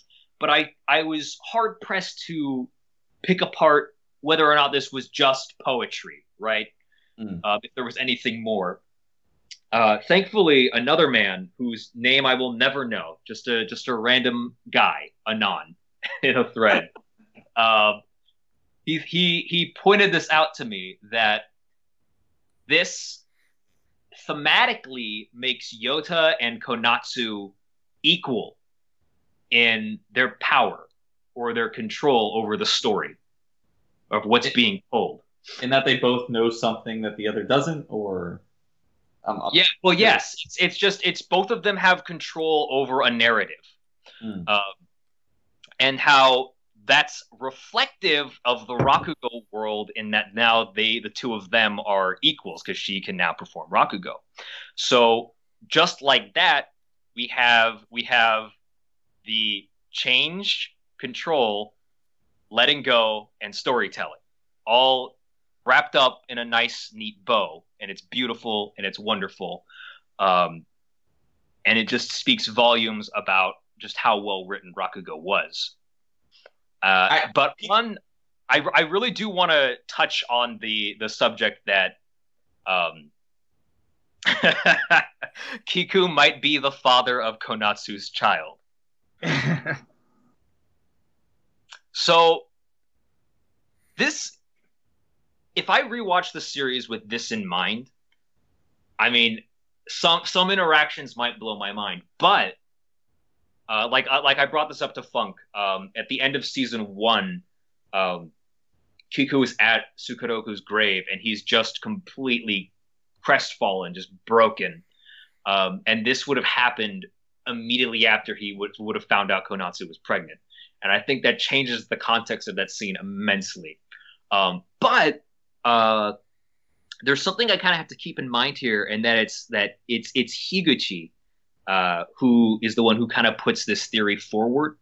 And I think this is kind of the big wrench in it that leaves it very open-ended. And the conclusion that you come to in like open-endedness, I think it good open-endedness at least is supposed to kind of say more about you than it does about the show.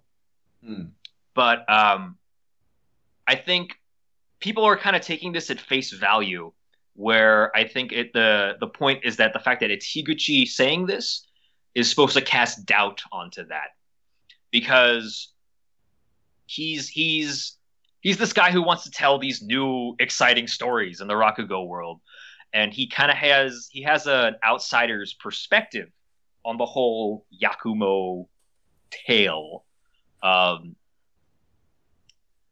And Higuchi's kind of had this guy. He's been this guy who's he's had his story taken from him, right? He's kind of the opposite of Yota. He's very flowery and dramatic and poetic, but he gets cucked out of being the guy to carry Rakugo's legacy by Yota, who just kind of coasts through life. And so Higuchi and Yakumo never really saw eye to eye about that sort of thing, about with each other at least. I think Higuchi obviously respects Kiku/Yakumo, but Yakumo never really liked him. But he has this idea that it's this dramatic story that is beautiful and heartfelt and tearful and all that sort of thing. And I think it might parallel like Kiku's story about where he embellishes the truth about Sukeroku. But he has a romanticized view of things, Higuchi that is, and he got it wrong about Miyokichi, right? He had this idea that Miyokichi was just an innocent victim in all this. He had his own narrative there, right? Right. Well, I mean, he being a writer, he just embellishes things. He wants there to be this soapy sort of thing going on, and it might not be that. And I think more people kind of need to keep that in mind, that it's not definitive. It is actually open-ended. Because, you know, it's oh my gosh, wait. Okay, sorry. I'm sorry if I'm stuttering a bit too much here, guys. Yeah, your evidence is all over the place. What does he mean by this? You can make a joke twice in one podcast and still get the laughs. Because you have these two stories that have been put forth and presented to people, or to the audience, really. And one, they get a definitive answer about its truth.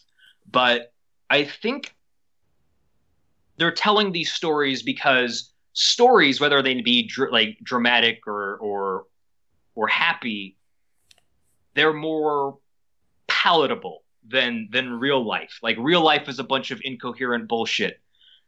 It's full of just a bunch of you're a ball of anxieties and regrets. And a story organizes these events to kind of give people closure or give people purpose. Right. Is any of this coming across, or no? No, I mean, yes. That no was like, no, it makes sense. You know, it's your coherence is the best way I'll put this. Okay. I feel where you're coming from. I don't know, because the way that if you want to juxtapose real life and soaps, as you put it earlier, you know, one of those is a lot muckier than the other. But it's not so black and white, because sometimes real life does have elements that are more dramatic, but they're also cross-sectioned with just the more mundane things. Sometimes it is just exactly what it seems. Sometimes it is just super boring, and then sometimes it's stranger in fiction. Mm-hmm. But when you bring up this point of the writer character really just putting his mark on everything that he hears, that is a lot more believable than, you know, the sensational things that he tells other characters or or asked about. Yeah, even up to like the final interaction in the series, which is between Higuchi and Yotaro, Higuchi's like waxing philosophical about Rakugo, and Yotaro's just like, man, what you talking about? And I think so. All through the season, Collin, I've been like, man, I don't like this guy. Mm-hmm. I just get this strange sense about him via how his interactions, specifically with Kiku, are framed. And obviously, getting to the end of the series, it's obvious that that's not about any kind of malice on his part. But it is about having such a different and incongruent frame of reference with how he approaches reality, almost. Mm-hmm. It's just so incompatible with the rest of the characters in the show. Right. That it's off-putting to see him in all these scenes where he's just spouting his nonsense, almost. And I think that's what... I'm not going to say that's what the writers wanted to come through, because that's very pompous to say. But I think with how they seed this feeling of discomfort with his character, that could be why. You know?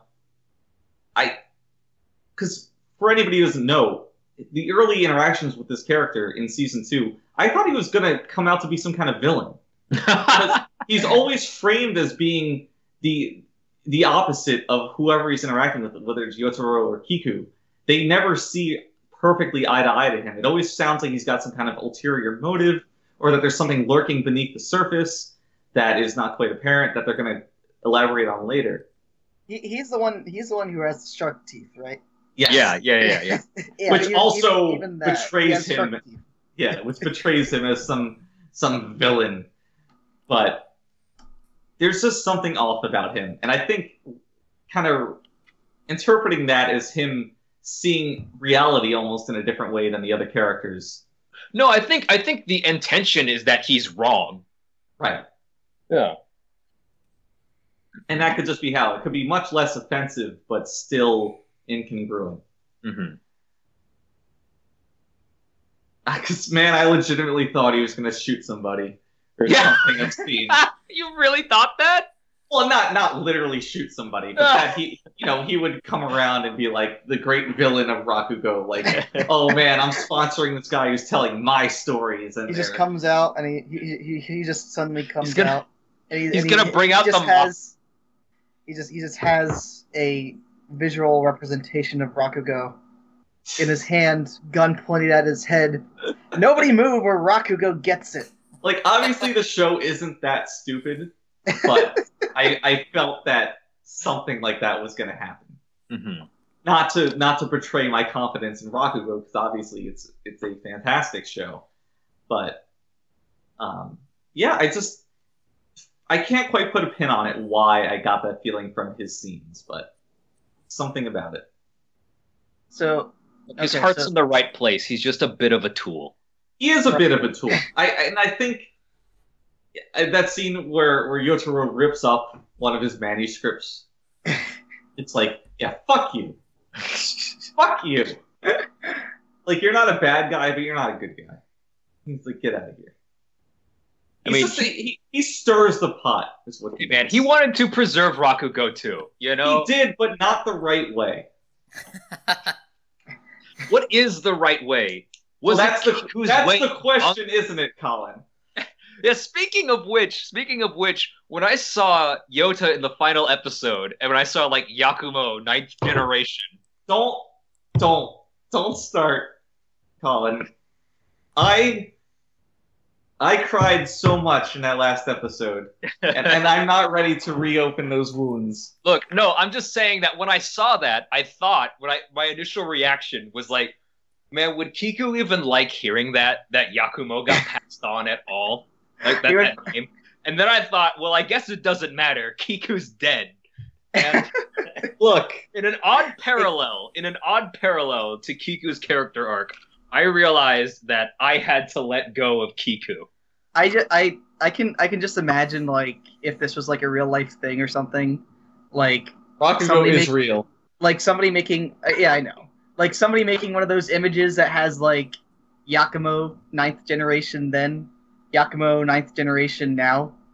Oh no. And then them saying like with like one the then with the picture of Kiko, the now with the picture of him like with the beer belly dancing around, and then just them saying like what the hell happens. I'm glad they didn't have him age like super gracefully. Yeah. I did like that, how nobody really aged gracefully except for fucking Matsuda, who somehow is still alive. How is this guy? What Can't is with this stop guy? the Rock. How do you stop this guy? He's gotta be like. There's gotta be like.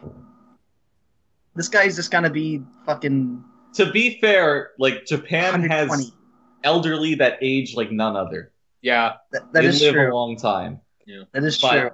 Can I just say, if we're talking about the last episode with them all aged, when Yotaro gets down and begins his Rakugo and does that little intro, I could not even begin to compose myself.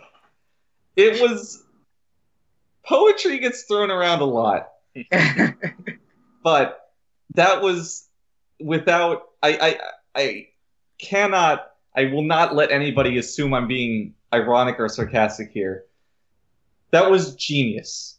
It was unadulterated genius, the way it harkens back to several times throughout the show.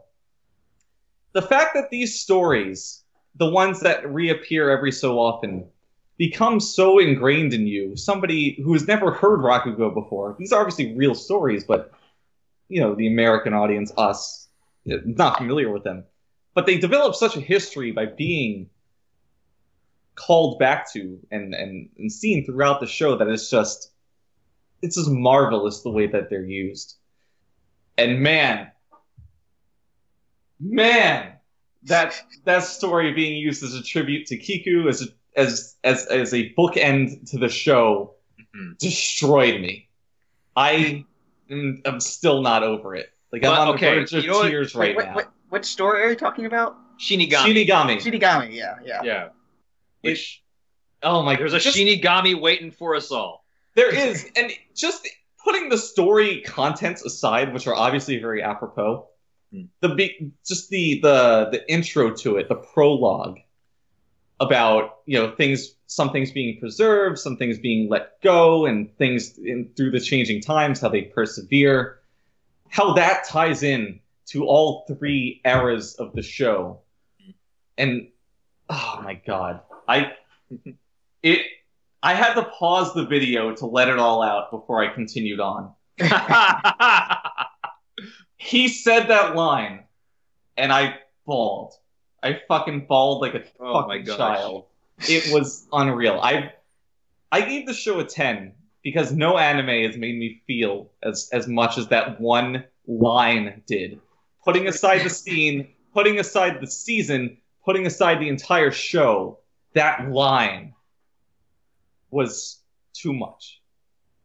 Hey, can we? Okay, I want to talk about my things. No, but just one quick thing. I love that Matsuda got to share his story at the end. Yes, I love that because he's kind of just been like this passive observer the whole time. Everything about that last episode, they couldn't have. I don't think they could have pulled that off any better. You know what's dank poetry in this show? That Collin. It's the highest level of poetry. You know what Kiku loves? What's that? He loves Rakugo. Do you know what one of his goals was? What was that, Collin? It was to have Rakugo die with him. Do you know what that is? Do you know what that is, Funk? Heart-wrenching? No! It is the literal Shouwa Genroku Rakugo Shinjuu. Oh my god. God. That's all I have to say about that. Hey, can we get drunk Frank's thoughts on the show? Did Frank watch this? Yeah, I did. I really enjoyed. I mean, I'm too drunk to properly articulate myself. No, that makes it good. Go ahead. No, it doesn't make it good. It could, because I'll be slurring all over. Oh my god! This is what we're here for. No, it's not. Good luck transcribing that. No.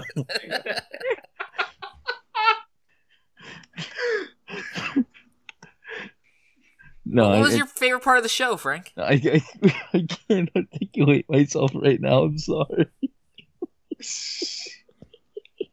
Hey, tell us about Mangetsu, Frank. Oh my god, no. Was it your favorite character? Please just skip over me. Mangetsu is part of why this is a 9, by the way. Wait, who? Okay, wait. One of you please explain the purpose of Mangetsu. Collin, I'm going to be completely honest. I don't remember who Mangetsu is. Mangetsu is the guy with the am I getting his glasses, name right? wrong? I know who you're talking about. It's the guy with the glasses, the right? dark-haired fellow who's friends with Yotaro. The guy who looks like young Kiku with glasses. Yes. Okay. I don't think he had a purpose. To be completely honest. He's just kind of there, and he's like, oh man, Rakugo, he's like, oh man, Rakugo, yeah? That's his arc. He was kind of weak. I don't know what he really added to anything. I don't see how he could detract from the show to be like, oh man, this isn't a 10. This is a 9. Okay, I suppose I feel that Yotaro, I like him a lot. But he is a character who's already figured most of his shit out. Right. He doesn't develop much over the second season. Yeah. He's kind of, I wouldn't call him the full protagonist of season 2. But Kiku is definitely sharing the load a lot more. Well, you look at the promo. But he definitely shared the load with Konatsu, if you know what. Oh my god. Wow. Delete this. Let's make this a little less disgusting. I really like the scene where Konatsu finally does the Rakugo in front of the kids. That was really cute. Oh my god. Fucking So cute. amazing. And it's just the perfect Rakugo to perform. You got everybody Also, shouting along. It's so good. And Also, then that sets up the fucking like second or third last episode where Kiku does it. It's so Yeah, good. he does it for Shin. Yeah, he does it for his son. It's so good. He does the Presumably. Rakugo for babies. That's That's his last performance. See that you talk about it being open ended. I think that scene really tilts the scales in favor of him actually being his son. Yeah. That just you have this it's a great scene, whatever. And then the final episode just recontextualizes it even more amazing than it was before. Oh my god. As heinously ham-fisted as the seating pillow that summons whoever you want to hear your Rakugo the most is, that was still such a fantastic scene. I was never expecting the show to suddenly go into the afterlife and going into Ghost World. But it worked. Yeah, it went full Buddhism at the end there. Also, thanks to this show, I now know what the OP of Joshiraku actually is. Yep. Now it's the ED, but It's an actual, ED, but it's Oh my actual gosh! The original ED played at the end of the show. Rakugo. Yeah, that too. That was great. Yes! Slay! By the way, Funk, Yes. remember before we had this podcast, you gotta talk about Akka's OP. Oh my god. It was dank. Don't interrupt Rakugo talk, Steve. Don't you fucking dare. Remember You when said you wouldn't, Steve. I lied. remember the part when they changed the OP for like 2 episodes where Sukeroku's eyes are all evil and red, and it was really fucking spooky. That was great too. It was spooky both times. It was Well, very well- spooky. You just don't Yeah. expect it, and it happens. It's like, Is this show anything but unadulterated Kino? It's pretty Kino. It's Will pretty they will high they up there ever on tell the Kino Konatsu the scale. truth about her parents' deaths? No. This is one of those shows where, like, I really loved it. I wouldn't necessarily say it's a favorite of mine because there's still some things about it that I'm not a huge fan of. I'm still not a huge fan of the. Like, I know one thing I didn't like about the first season all that much was kind of the handling of the whole of some of the relationship stuff, the romance stuff.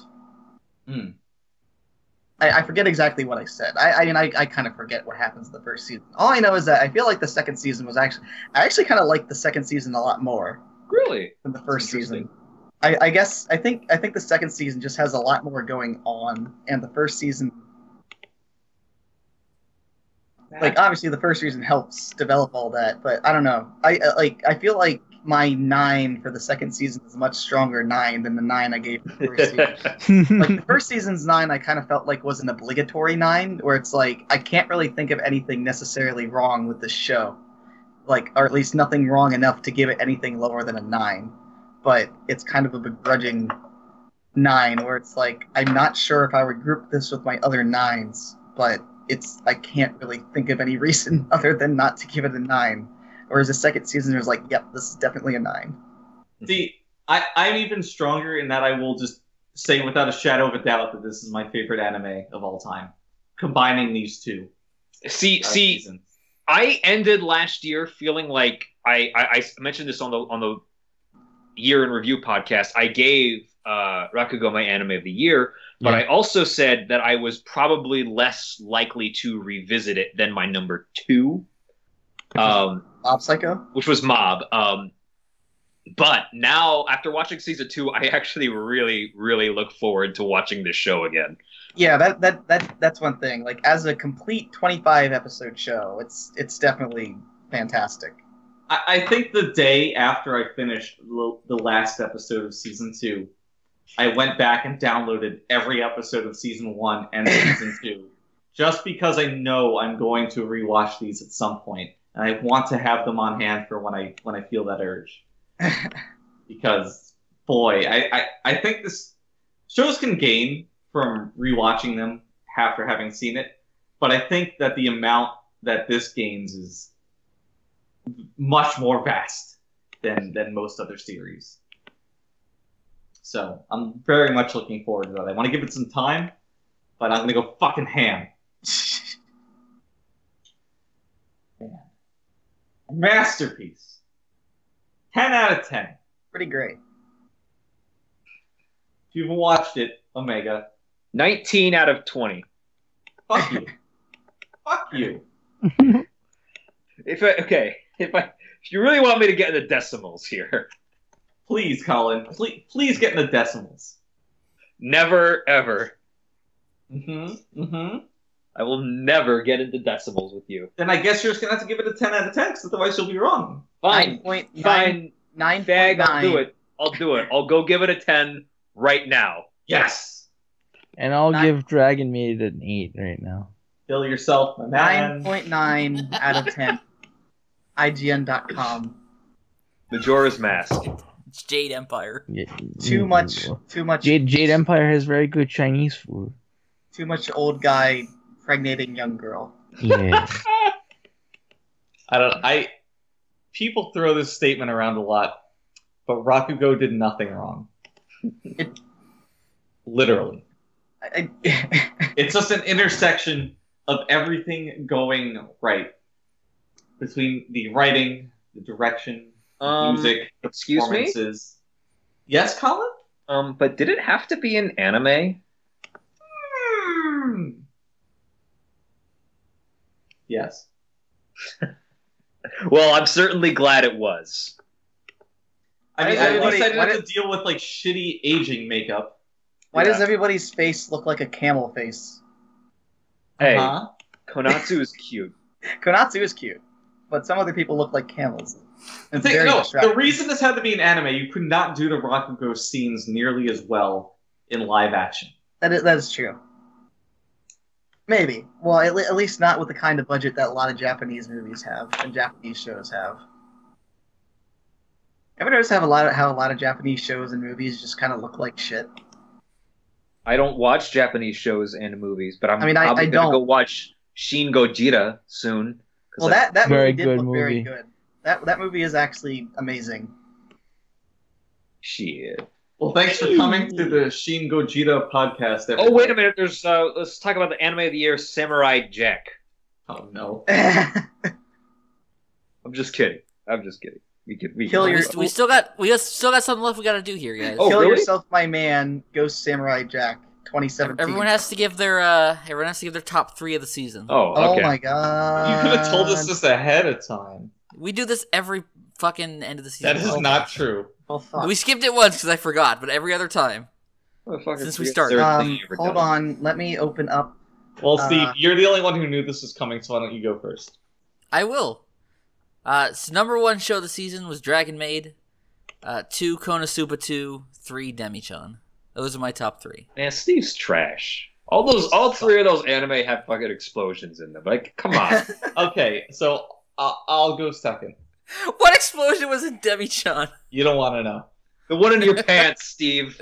So number one, obviously was the second season of Rakugo. Number 2 was the Dragon Dentist, and then number 3 was Kuzu no Honkai. Obviously, they were all D's plus. Number 1, Rakugo 2. Number 2, Dragon Maid. Number 3, Konosuba 2. A lot of 2s. Yeah. A lot of 2s this season. A lot of 2s this year. Yeah. I'm gonna go. I didn't watch Kuzu no Crap Eye. Comes Wish. But let's see. Number 3, Dragon Maid. Number 2, Konotuba, and number 1, Shouwa Genroku Rakugo Shinjuu 2. Futatabi-hen. Sorry, did I say number 3? Sorry, Yeah, number you did. 1, Shouwa Genroku Rakugo Did you Shinjuu. say 3 2. twice? Yeah, I Check think the I said 3. number 3. Omega, check the Number tapes. 2. Number 3. On record forever. Number 3 Frank. anime of the season. Okay. Number 1, Connie's Wish. Ew. Number 2, Rakugo's, and number 3, Little Witches. Wow, what a shit list. He loves Trigger. Your shit. What? Just if it's any consolation, number 4 is fucking Dragons. That's not consolation. You put Comes Wish over Rakugo? Yeah. But- You're a but- joke. I'm sorry. How much you want to bet if there was a season of Inferno Cop airing, Frank would find a way to put that on this fucking list? Number 0. He's neither. Frank, can we get a drunk beatboxing as Key Sniper? Keys Sniper. Drunken drum box beat. Keys. Knives.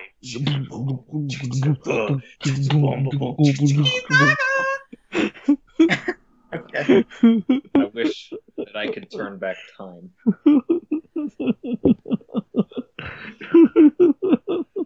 Frank, high five. Did you just high five yourself? Yeah. No, he I high hurt fived myself today. Wow. So if there's anything That's it. I could take away from this podcast is that Rakugo is the best thing man has made since fire. Yeah. No, not yeah, Frank. You disagree. Well, Funk's got to get the last word in. Ooh, lad. Oh, All right, well, say goodbye to this season. No. Goodbye High to this five. season. Rakugo. Go away. Until next time.